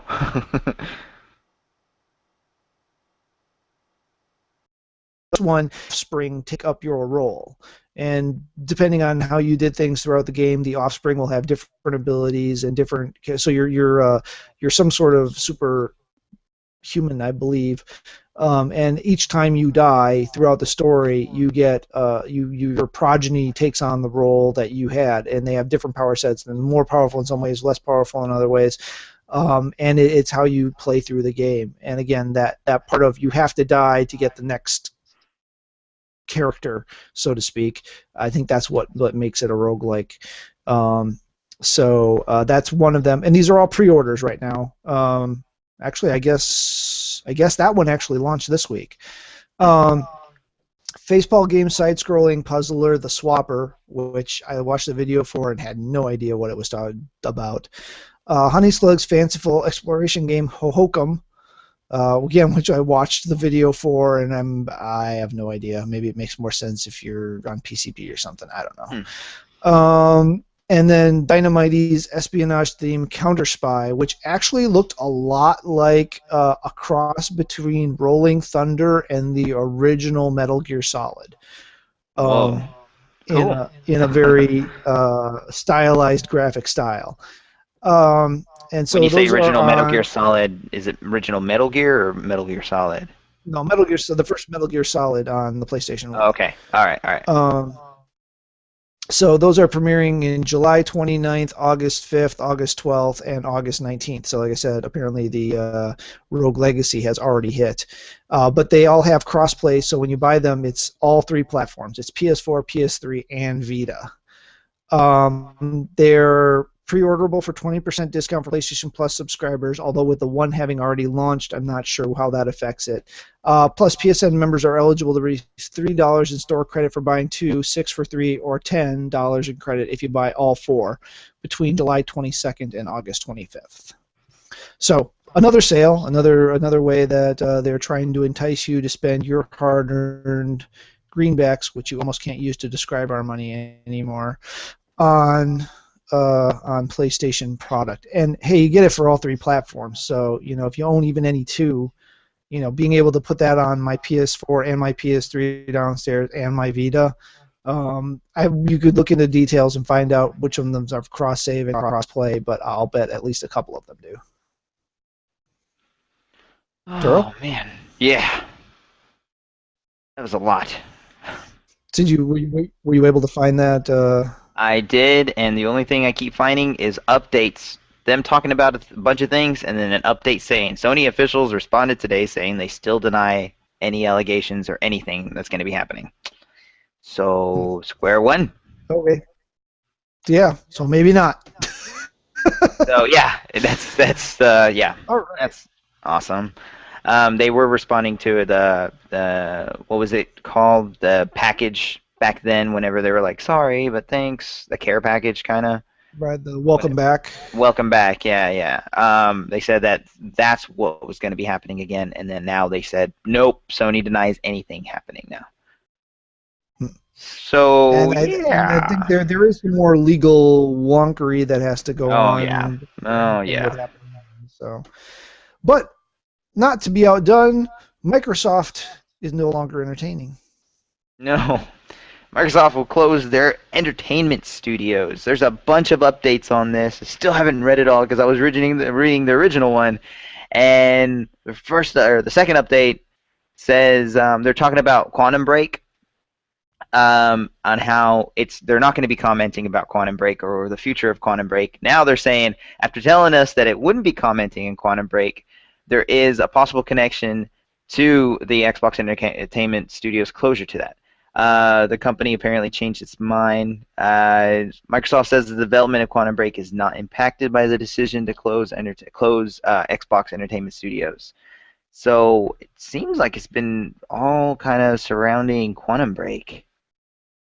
That's weird. Yeah. Uh, that's I don't know. And they said there was a. I remember we talked about this earlier and how it was going to impact Nightfall, the Halo series. Right. But they said that it's still going to be going on. So how is that? Is it just going to go to Microsoft, like the Xbox TV or Xbox Video? Um, Yeah, or they can do it through YouTube or. I don't know. I already pre-ordered my Master Chief Collection, so I already have it. So there's no worries there. I'm very happy about that. But I think this was just them going back as far as I see them changing. I see Microsoft trying to be the Xbox One, which was the whole reason they picked the name.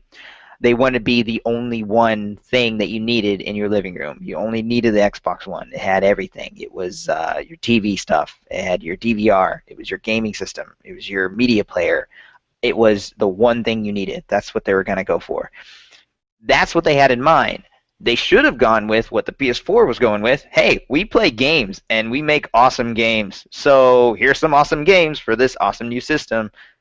Ta-da!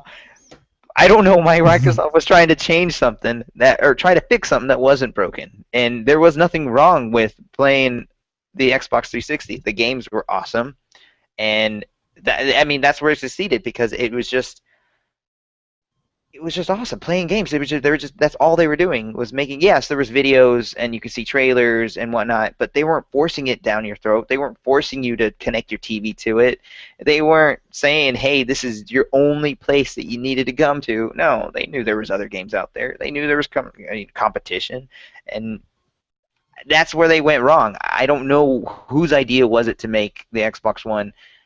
Oh yeah, let's make it just one system that can control everything, and let's make it all the only thing you need in the living room. So that's where I think the name came from, and that's where I think this whole uh, Xbox Entertainment Studios kind of thing, like it's an entertainment Mhm. studio. Like it's not a gaming studio. It's not like it was just another useless branch, and they're trying to trim the whole one thing. And I think this is one thing that had to go when they could have easily just thrown it in there, whether it be through YouTube or Xbox or excuse me, yeah, Xbox Video or something like that. So that's I Yeah. just see that this is them backtracking as far as going with the whole this is all you need in your living room kind of mentality. So it had to go. It's fine with me because yeah, it's backtracking, but they're fixing what they broke. Yeah, it's been an unfortunate path for them, but it does seem like they're getting more or less on some sort of track. So, For I mean, all we can games, do is yeah. for games. Yeah. So, I mean, the PS3 did a ton of stuff, and the PS4 doesn't even quite do all of what the PS3 did. But It's fine. I do miss some of those PS3 functions sometimes. But if I really need Oh. something, I switch over to my PS3. I still have a PS3. I'm not going to give up my PS3. It is in its prime right now. I Mhm. mean, And they the haven't given content and up the on it. pricing and everything. No, and they haven't given up on it at all. It's awesome. With the Xbox One, it is kind of lame that there's Child of Light on the one and there's Child of Light on the 360. If you buy it on the one, you still have to buy it on the 360. Right. It's just that it's they're not They're making it not looking at the one. unified platform. Yeah, yeah, they're making it look like two different consoles when it's the same family. I mean, it's your older brother. You should be like, "Hey, that's awesome," instead of being like, "I'm just gonna not talk to you very well. I am gonna buy this, and you're gonna have to buy I, it." I really, I really think Microsoft thought everyone would just throw away their 60s and go up and run and buy a one.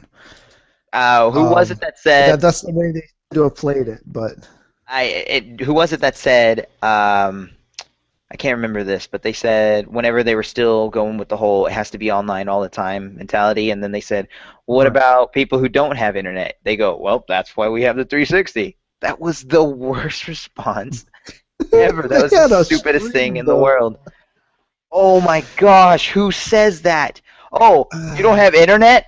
We still got 360s. Don't buy our new system that we're going to be trying to sell. That is going to be, the new like heavy hitters as far as the PS4 and the one goes. Nah, you don't have internet? Don't even bother. Get a 360. That's so stupid. Oh my Yeah, they had some gosh. real talking heads on that period. I don't know Yeah, what they was did. going on. I was They trying had to some ignore real it. ego problems. Yep, Yeah. I was trying to ignore it. Yeah, the 360 really gives them huge egos. I mean, yeah, it was an awesome system. I love it. I mean, I do play it. I haven't played it in a while, but there's still games on there that I haven't played that I'm still gonna play that I still am gonna have to switch over and play, and I'm gonna have a blast. Yeah, the controller feels a little different because I'm used to the one, but I'm still gonna enjoy it. I just wish they were more unified. That's why I Yeah. do like how the PS3 and PS4 and Vita are just all delicious like that. It's just so awesome. Okay, anyway, moving on. We still Anyway, got more news. moving on, we still have more news. Now, this one's a hefty one, and I'll be honest. If I had more time to read through this, I would give a better breakdown of this because I actually went to school to be a computer engineer, so I actually understand a lot of this stuff. But the site wccftech.com put out a benchmark of PS4's GPU versus Xbox One's GPU, which is the Pitcairn versus the Bonaire. Why do we give these damn things names? I don't know. And why is Um, it French? I who knows? I don't even know what a Pitcairn is, but I'm guessing it's made up, but I don't know. But and then also ultimately compare it against PC video card chipsets. Now, what the numbers? Now, again, numbers are numbers. There's a lot of this stuff is done in the vacuum, bereft of any reality inserted into it. So these were done on virtual machines, so it wasn't even the physical chip itself to keep the environments as similar as possible to get the raw numbers that they wanted. They ran these as virtual machines, um, and they did this all of this testing. And what it came out is on the numbers, the PS4 GPU has a slight to moderate advantage in the amount of data it can in stream, the amount of it's slightly faster clock rate, or no, excuse me, it has a slightly slower clock rate, but it's still doing more operations per second. The DDR3 versus the GDDR5 RAM thing there, that's got quite a bit of play.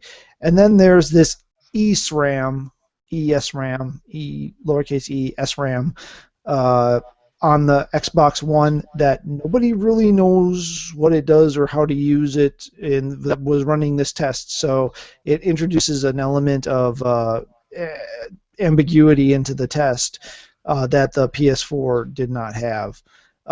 Ultimately, like I said, it shows that the PS4 has a slight to moderate advantage. If you look at the benchmarks, just comparing against each other, you're looking at little less than double, about 30% bigger ish. Uh, Higher, better numbers. Again, without getting into this exactly what the numbers are, it's kind of hard. The numbers don't always mean exactly what you might think it Yeah, I'm does. trying to Now, read what as much as I can. There's so much. They there's did so much. so It's much research. very dense. There's very dense, and there's a lot of technical terms in there, and that's even kind of watered down. So ultimately, what you get down to is the next generation console against the PC video. Again, these are raw numbers. These are in the optimal conditions, which never exist in reality. Um, Although with consoles, it's a little easier because you're working with a fixed architecture versus a PC where there's a ton of different elements. But what it shows is the PS4 still has advantage over the 360, but both of them are middle of the pack compared to other CPU, other computer and PC-based GPUs. Right now, their more benchmarks show the PS4's GPU as basically equivalent to the HD 7850, which is considered now obsolete, and it's kind of a bargain GPU at this point.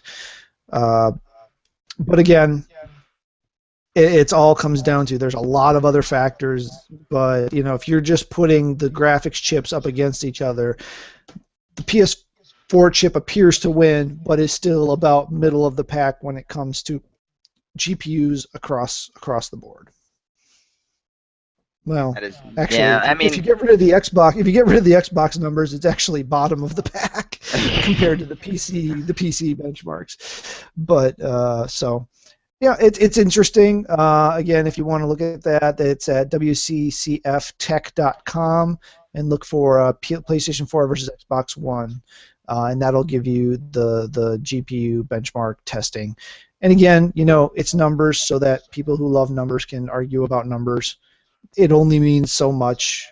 All of these systems can put out amazing, beautiful graphics, yeah. and as long as they have something fun that you want to play on it, just play games. And I mean, I'm enjoying it. I'm not getting upset. I didn't get upset at the Xbox One Destiny beta saying, "Oh man, the cinematics weren't as shiny."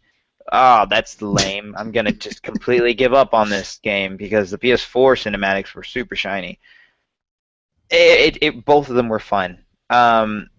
I think it was the class as I was playing, but I played a Titan on the PS4 and the controls were so much heavier. Was that supposed to happen compared to the Hunter? The Hunter I just felt quick and it felt natural. It felt like Master Chief.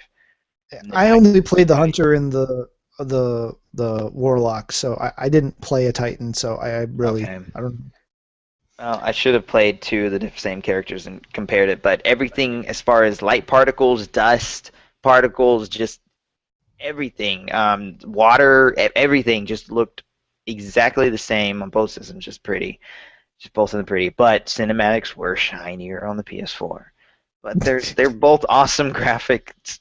They're both awesome consoles that are going to put out awesome graphics. So Right. it's to each their own. It really is.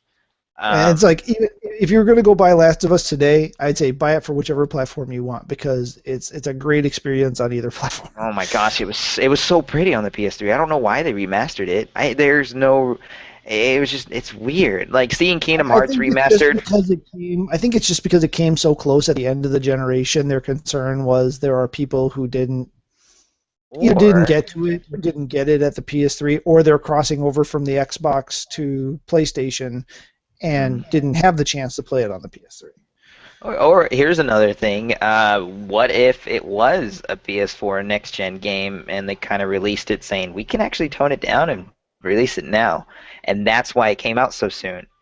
It's That could because be. they already had a version of it, and that I don't know. That's pretty sneaky. It's a That's little cool. conspiracy theory for you there. So yeah.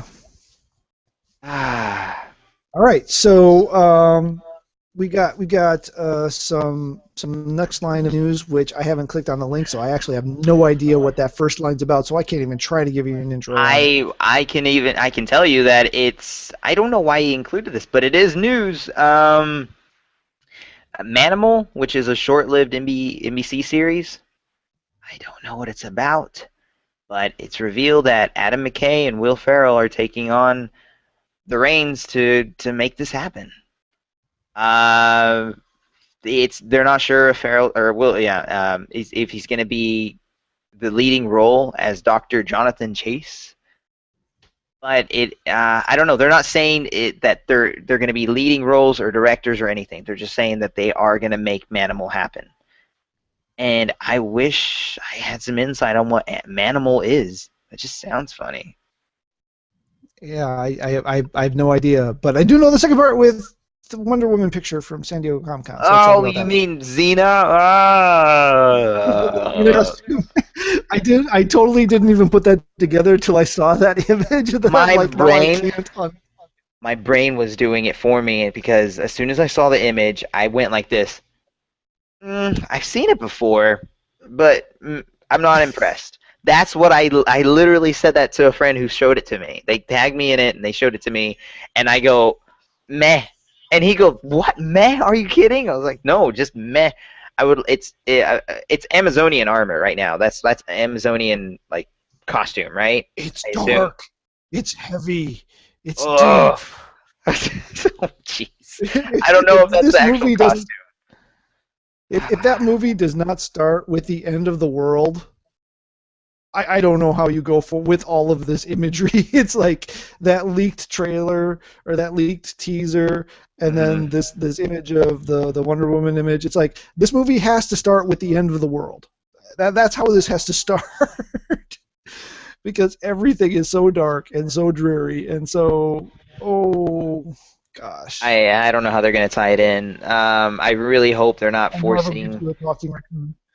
Yeah, Marvel just has it set as far as movies go, and DC, I think they're trying to play catch up, and they don't need to. They just need to tone it down, slow down, and go. Because I'm not liking it. I did not like the costume. I haven't seen the leak trailer. We'll talk about more leak stuff before Deadpool. But I I still was haven't not. watched that.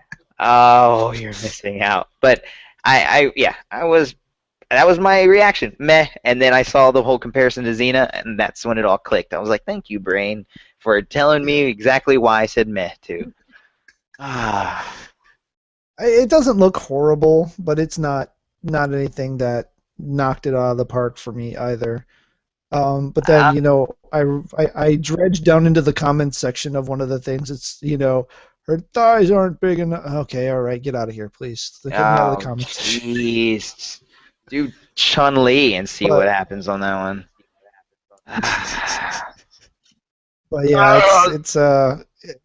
it's tough. But yeah, it's tough to find someone who's going to meet all of the requirements for the character. So it's, I don't feel too much sympathy for the casters, but there is a little bit of sympathy for them because it's a hard one to physically cast, but it can be done. It can be Mhm. worked out, and I hope I'm wrong. I mean, I've got so much malaise about this going forward. I mean, I still haven't seen what is the not Superman Man of Steel. I still haven't seen it just because I have no motivation after hearing all of the comments and stuff I've heard about it. I have no motivation to see it. It And was not bad. It wasn't really that bad. Besides the whole uh, Superman. ending, Well, yes and no. As far as spoilers, non-spoilers happen, Superman does not kill. Yet, despite this big fight that he had near the end, just wipes out most of Metropolis. It's right? gone. I don't know how many people just they go through buildings and these buildings are falling. How many people are in those buildings? And how is They're somebody who fought through that going to be allowed to? I mean, not that they could necessarily stop him. I don't know how the Superman of this world is set up, but they're going to build a Justice League around this person who destroyed a city. I that was Anyway, so much destruction. And near the end, whenever it was near the end of the movie, I go, well, nothing matters now. He killed who knows how many tons of people when he could have easily been like, no, let's go fight where there's nothing because I don't want to fight around here. No, but look past right. it. It was pretty neat. Okay, moving on. Moving on. I kicked your butt in that Avengers identification quiz. Oh yeah, I got 77. My mom got 50. My mom got Nice. 50.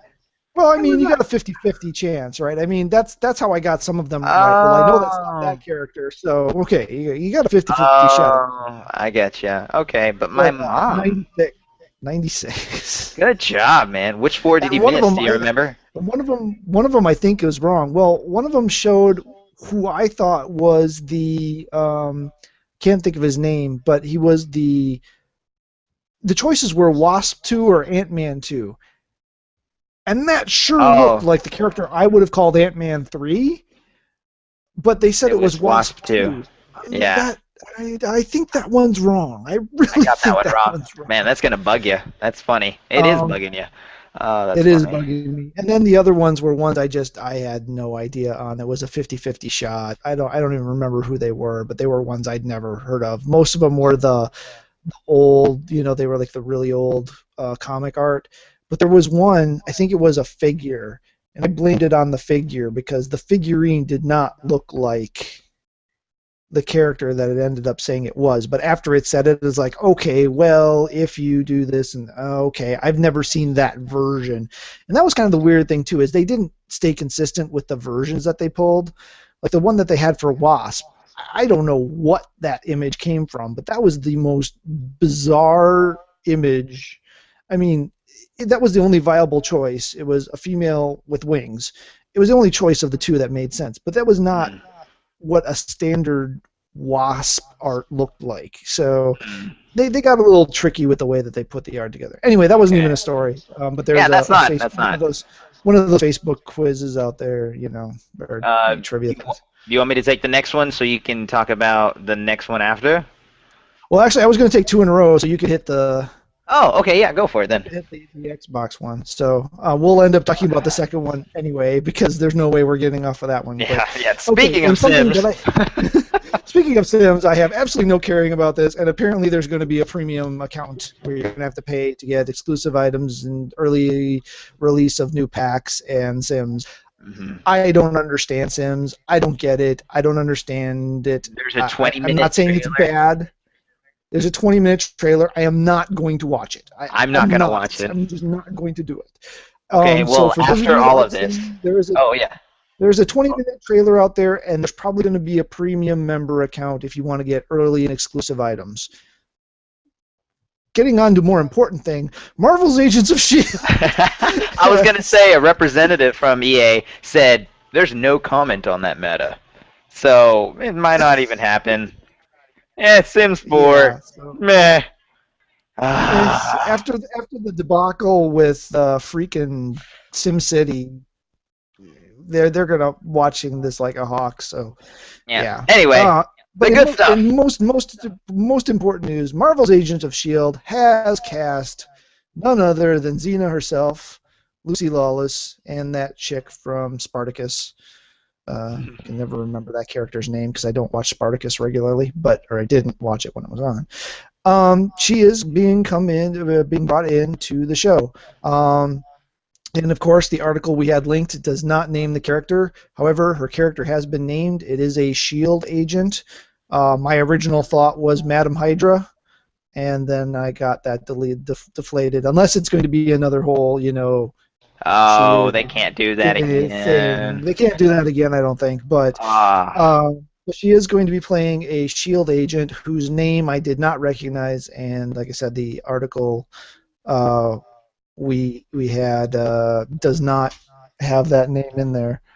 Um, the only other thing that I thought was interesting is Ian DeCascatier is still in all of this stuff. So if you saw the end of season one and you know who Ian DeCascatier plays, or I'm mispronouncing that last name, I'm pretty sure, but you know who it is because it's the only person it could possibly be if you know about the show. mhm. Then you'll know that there's interesting things coming for sure. I'm very Um, excited. I liked the first season. It got a little oh yeah. wonky, but it was very entertaining throughout. You know what? I looked. I don't understand. The whole tolerance for the monster villain of the week format at the beginning of a show. I don't understand the resistance for it because it is the perfect way to introduce a universe and a cast. Is it survivable long term? I don't know. NCIS is going on its 400th season, yeah, so it's working for them. hmm But half of its or over half of its viewership is just tuning in to stare at Mark Harmon too. So, um, but I did not get the gripes against the series early on. I never did. I guess I could appreciate some of them, but I thought that the promise of the show and what it had going for it was way outweighed that, and it paid off huge, especially once it got to tie-ins with a certain Marvel movie that came out earlier this year. And for some people, it's just too long to wait for a payoff. I mean, I get it. There is a lot of really, really good TV out there these days, and some people aren't willing to wait for a payoff. I thought it was, Well, you know, once I realized that some of the episodes intersected with the Marvel movies, then I was like, oh, I totally get why we're waiting. I will totally wait. yeah, no, this was definitely a long game, and you didn't even have to wait that long, one season, and just the whole scope of the show, it's just unprecedented doing a TV show like this that's got a match up with a movie universe that's going on at the same time. And yeah, I mean, and yeah, anyway, I'm trying not to spoil things. So every time I think Yeah, of I something to know. say, I basically end up saying yeah instead. So I'm not really stuttering. I'm Just censoring myself. just know season So 2 is going to be awesome. Lucy Lawless is in it, so already it's going Gonzalez to is be awesome. joining.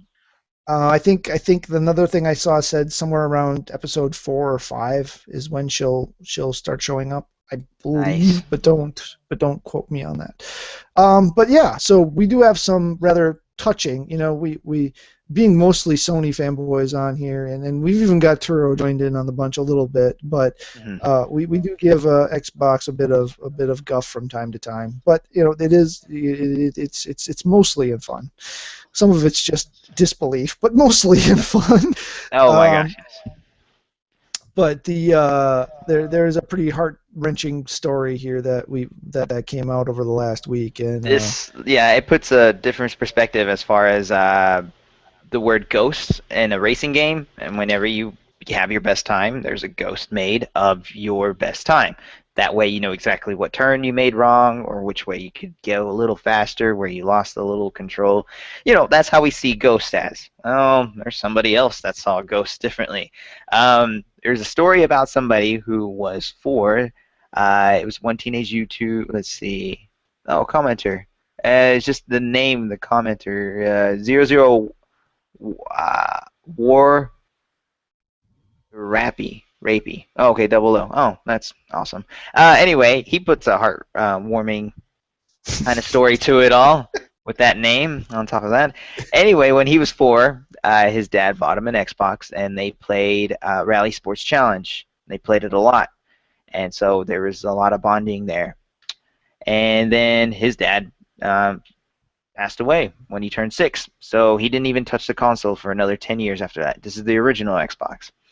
So one time he just decided to just, hey, let's just turn it on and see what happens. He started up Rally Sports Challenge again, and he found a ghost. He found his dad's ghost, his dad's best lap time, and that's got to be wow. So he's been able to drive with his dad around this track, and it got to the point that he got so good that he was almost going to pass it, that he did pass it, and he was going to beat it. But if that happened, then his ghost is erased forever.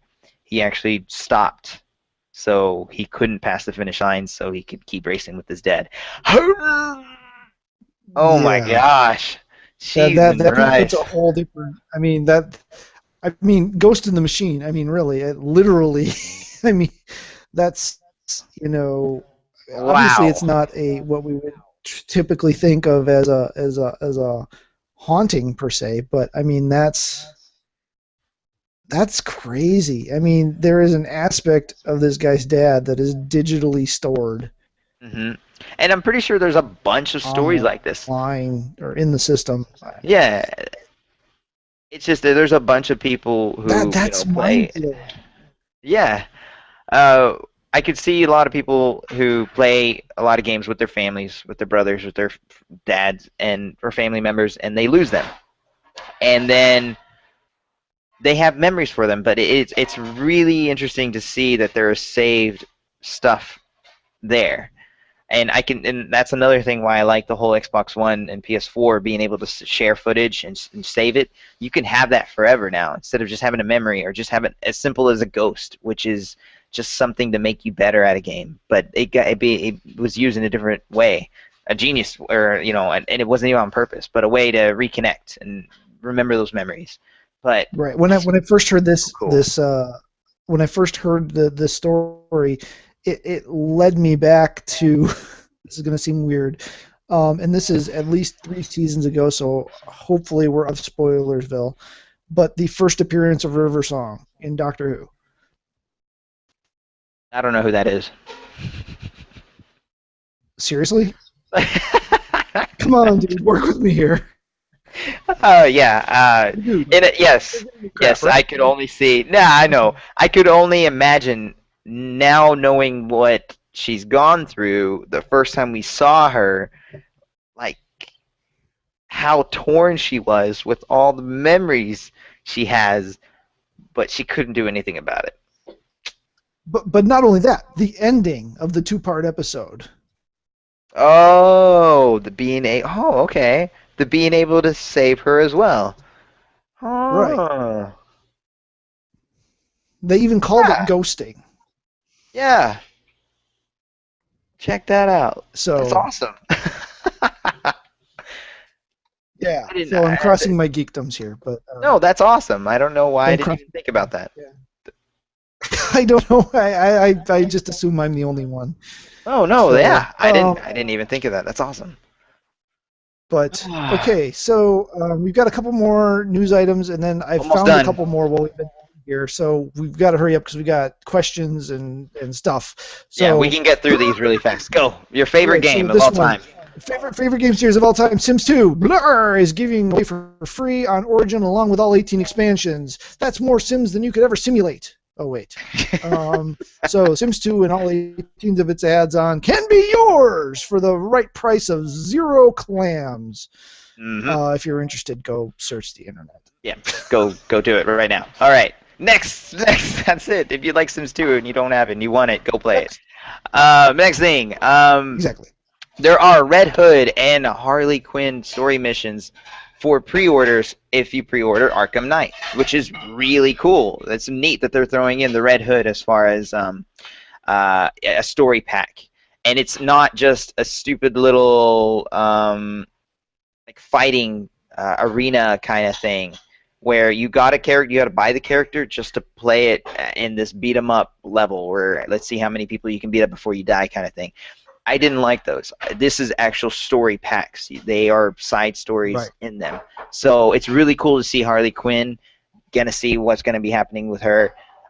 Really neat what they did with Arkham City whenever they added Harley's. What was it called? Can't remember. That was really neat. It was an expansion. It was a sort of kind of sequel after you beat the game. Awesome. But including the Right. Red Hood too. So it's going to be cool seeing the Red Hood's version in this universe. So Right. sweet. Awesome. I'm very excited. So I am going to be pre-ordering now that I know that this is totally worth pre-ordering. Ah. Right. And this is a series that I've not gotten into either, and Arkham Knight has really got me interested in getting into this series. Oh my gosh, But it's so good. so we'll with that again something else we can talk about here in a little bit with something else. Two more quick stories I wanted to hit on quick, and this first one I want to hit on is actually kind of cross story. It's actually two stories, and I'm going to merge it into one. It was announced earlier today for Xbox that there was the EA Access program, where there was going to be it's not a subscription-based service, but it's a subscription service, I believe, and allow you access to EA titles on a kind of a rental basis, similar to what's being done with the PlayStation Now platform. Um, did you have anything to add on that on the Xbox side? Did you see Uh, that one today? nope, I did not. I haven't. I've been working. Okay, I haven't seen so anything. yeah, I don't have a lot of details, but it's a EA only. It's linked to the Xbox, so you'll be able to pay your monies and access the games that EA is providing through that service. I'm sure we'll come up with a list of that as that comes closer to release. Okay. As a counter or why is it only on Xbox question that immediately came up afterwards, Sony has come out to say that they said no to a PS4 version of the Access program because it was not a good value for PlayStation fans. Quote being, "We don't think asking our fans to pay an additional $5 a month for EA-specific programs represents a good value to the PlayStation gamer." That's pretty cool. I mean, they've already got a pretty amazing setup with the instant game collection with PlayStation Plus, and now we're going to be getting PlayStation Now beta launches tomorrow. The open beta launches, I think. Nice. Um, and then, obviously we'll have the full release version after that, which they still haven't figured out the pricing for. But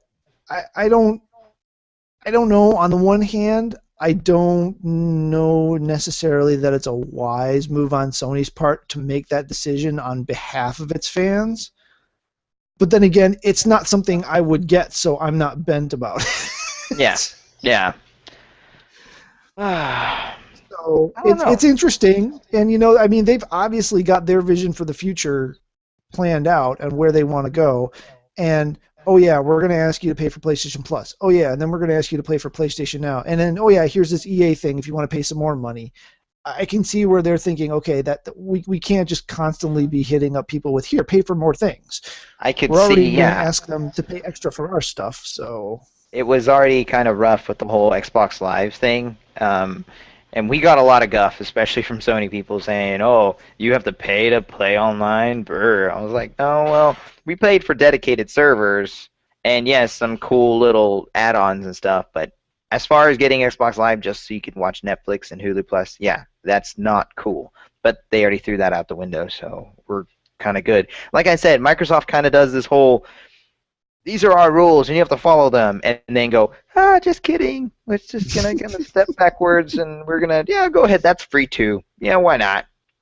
And oh yeah, here's some free games. That is genius. Thanks, Sony, giving free games for a service that they pay for. Come yeah. on. It's just they're just playing catch up and they're backing up too. So And yeah, I can see them it, saying no to EA is a good thing because it is kind of gonna get annoying, especially to younger gamers where they're like, "Mom, I need another $5 a month to do this. Mom, I need another." The mom's not gonna get it, and it's gonna be a bummer to him, really. right. Yeah, exactly. I mean, we look at this from an adult perspective because we're currently adult gamers, and my kids benefit from that. But from Mhm. households that don't have that, that's a whole different perspective that you bring up there. That yeah, that mom saying, "Well, Sammy, you just asked for this to pay for this, and now you want more. You want more, Yeah, and well, sometimes you it's just to want more, play. and your Yeah. parents won't let you have any more." So yeah, All right. that's dumb EA. All right, more. And What then is I it? Are saw we? one last thing because I just saw this pop up, but the PlayStation Plus instant game collections for August.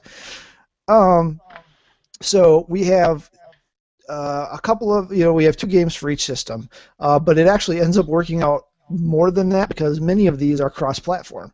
So that means Yay! you actually get more than your raw two games. PlayStation 4 is getting a brand new roguelike puzzle game, uh, Road Not Taken, from the makers of the hit mobile game Triple Town. I have no idea what either of those are about. Question mark? Question mark? Um, Yeah. yeah. Also for free, PS4 player members will get Fez, which I have not yet played, so Sweet. I am super stoked about that. I have Uh, that on the 360. That was awesome. It was a great game. yeah, it's a huge game. I have not yet played it, so I am seriously stoked to get that on the PS4.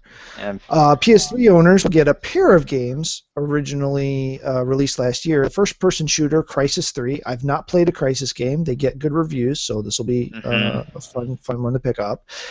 And the open world exploration. Wow, I really can't talk tonight. Open world exploration game Proteus.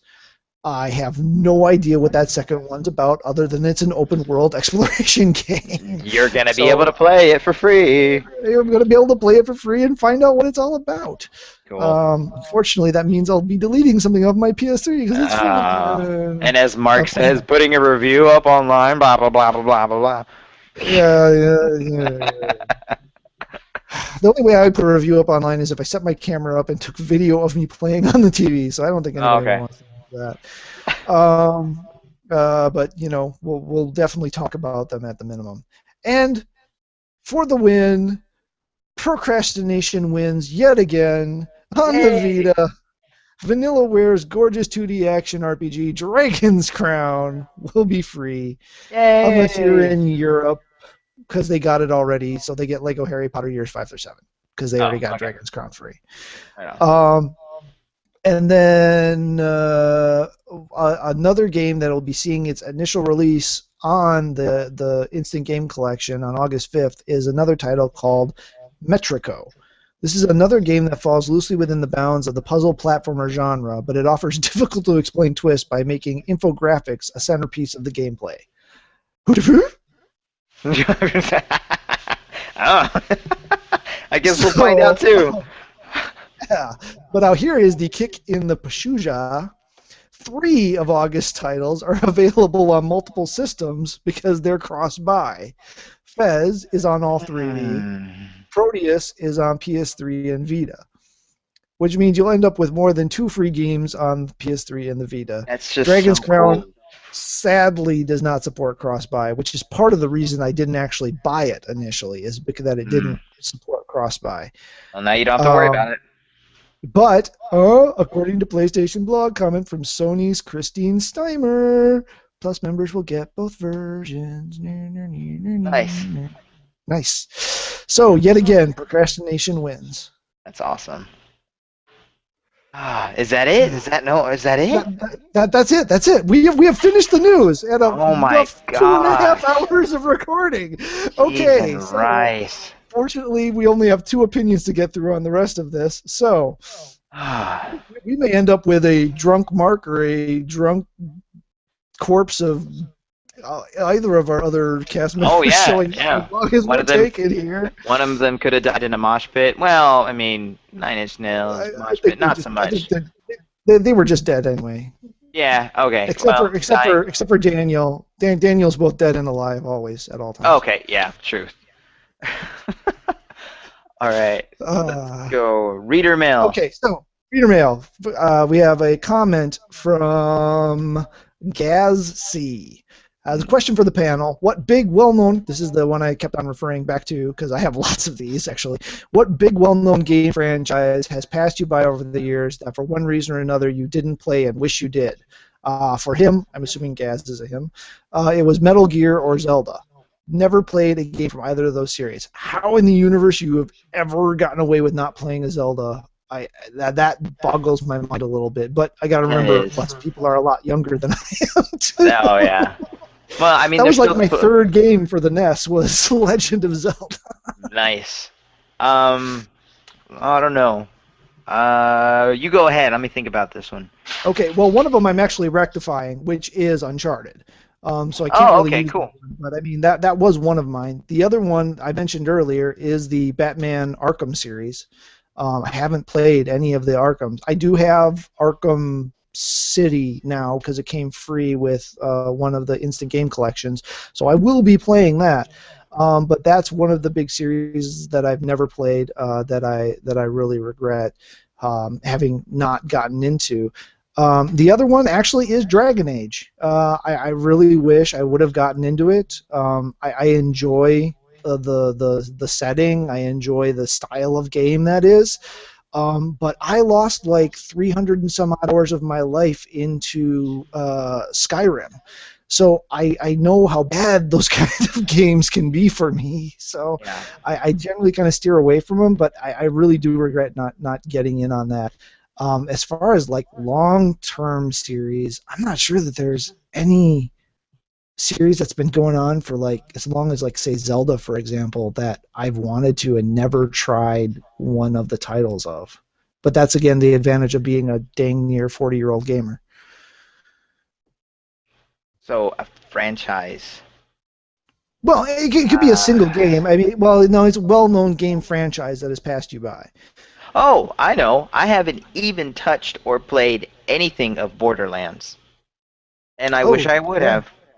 I haven't either. I don't have that strong of an urge to play it. I think it's the whole MMO thing that turns me off. Okay. But yeah, no, that's a good one. That's a good one. I haven't touched it. I haven't done anything. Everything else I played. Metal Gear, I haven't touched it at all, but I kind of don't want to. To me, the only good game was the first Metal Gear Solid. Starting with 2, they lost me. Okay. I love the original Metal Gear Solid. The old Metal Gear games are hard as heck. in that old school kind of way. It was old school Metal Gear PlayStation. Solid. Yeah. Yeah, Metal Gear Solid was a fun, great game, and then starting with 2, they just lost me. So, Okay. Okay. So that's my answer. Yeah, Borderlands. all right, cool. Carlos S. An interesting question. Would you rather have a personal chef or a personal driver? Both, because I have kids. Uh, I uh, think I, oh, go ahead. just because. Well, I think because I have no car. But if I did have a car, I would still pick personal driver because I love cooking. I mean, oh man, but cooking new things like he's a professional, so Right. he would have to be. So he would be cooking all sorts of different things. I'm really actually kind of torn on this one because a personal chef for my family would save us the time that it takes to make a meal for a family of True. Yeah. 5.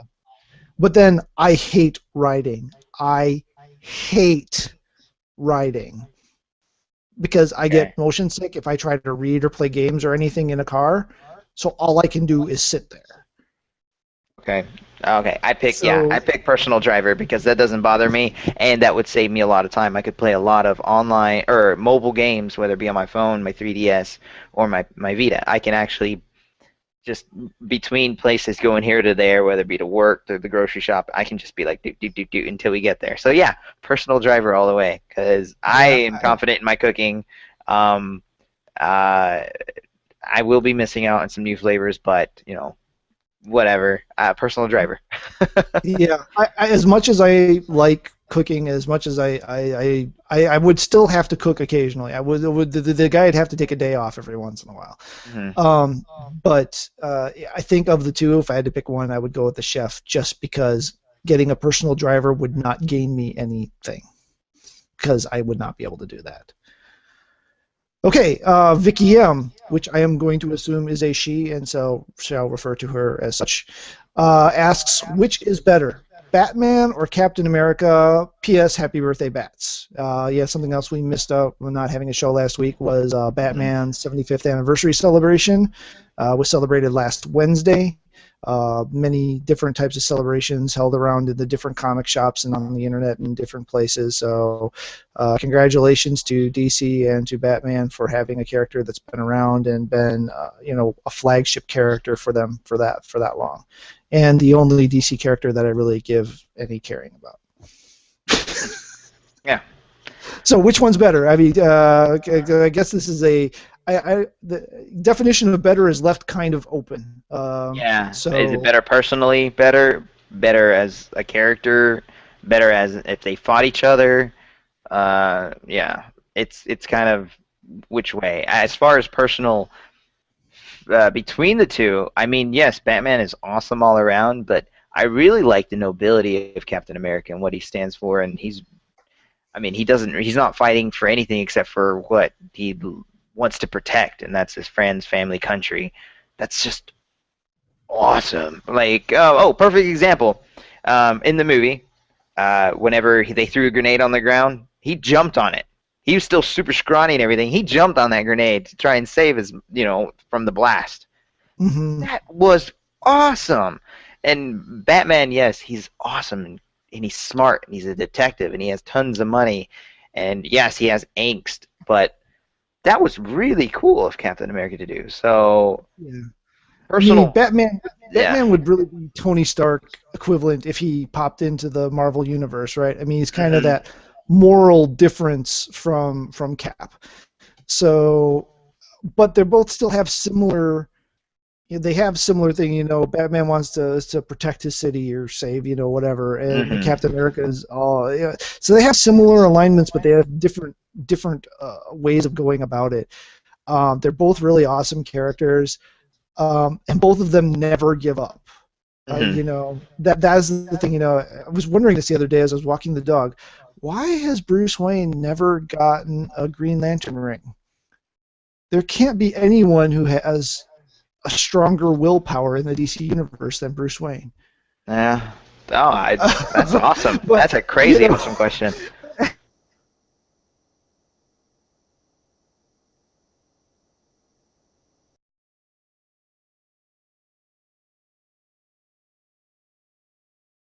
Oh, did he fall off the internet? No. Yo, please don't fall off the internet. Oh, he's in mid sneeze, frozen screen. No. Did his computer finally give out? Oh, darn it. We were so close to the end.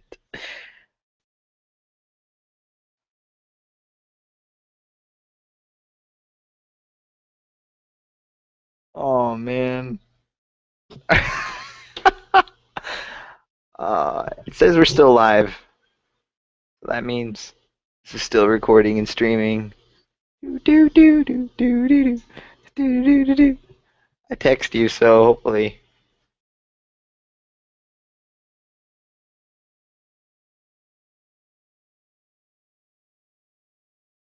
All right. Well, I guess I'll take over. He's not doing it. Oh, dang. Okay. Well, I guess we'll save these next two questions for next week's show. There's two questions. That way we can have better and more opinions, more answers as far as it goes. Oh, that sucks. Well, if this is the way it ends, then game on. Yay, game on. Poop. Yeah, you're not coming back.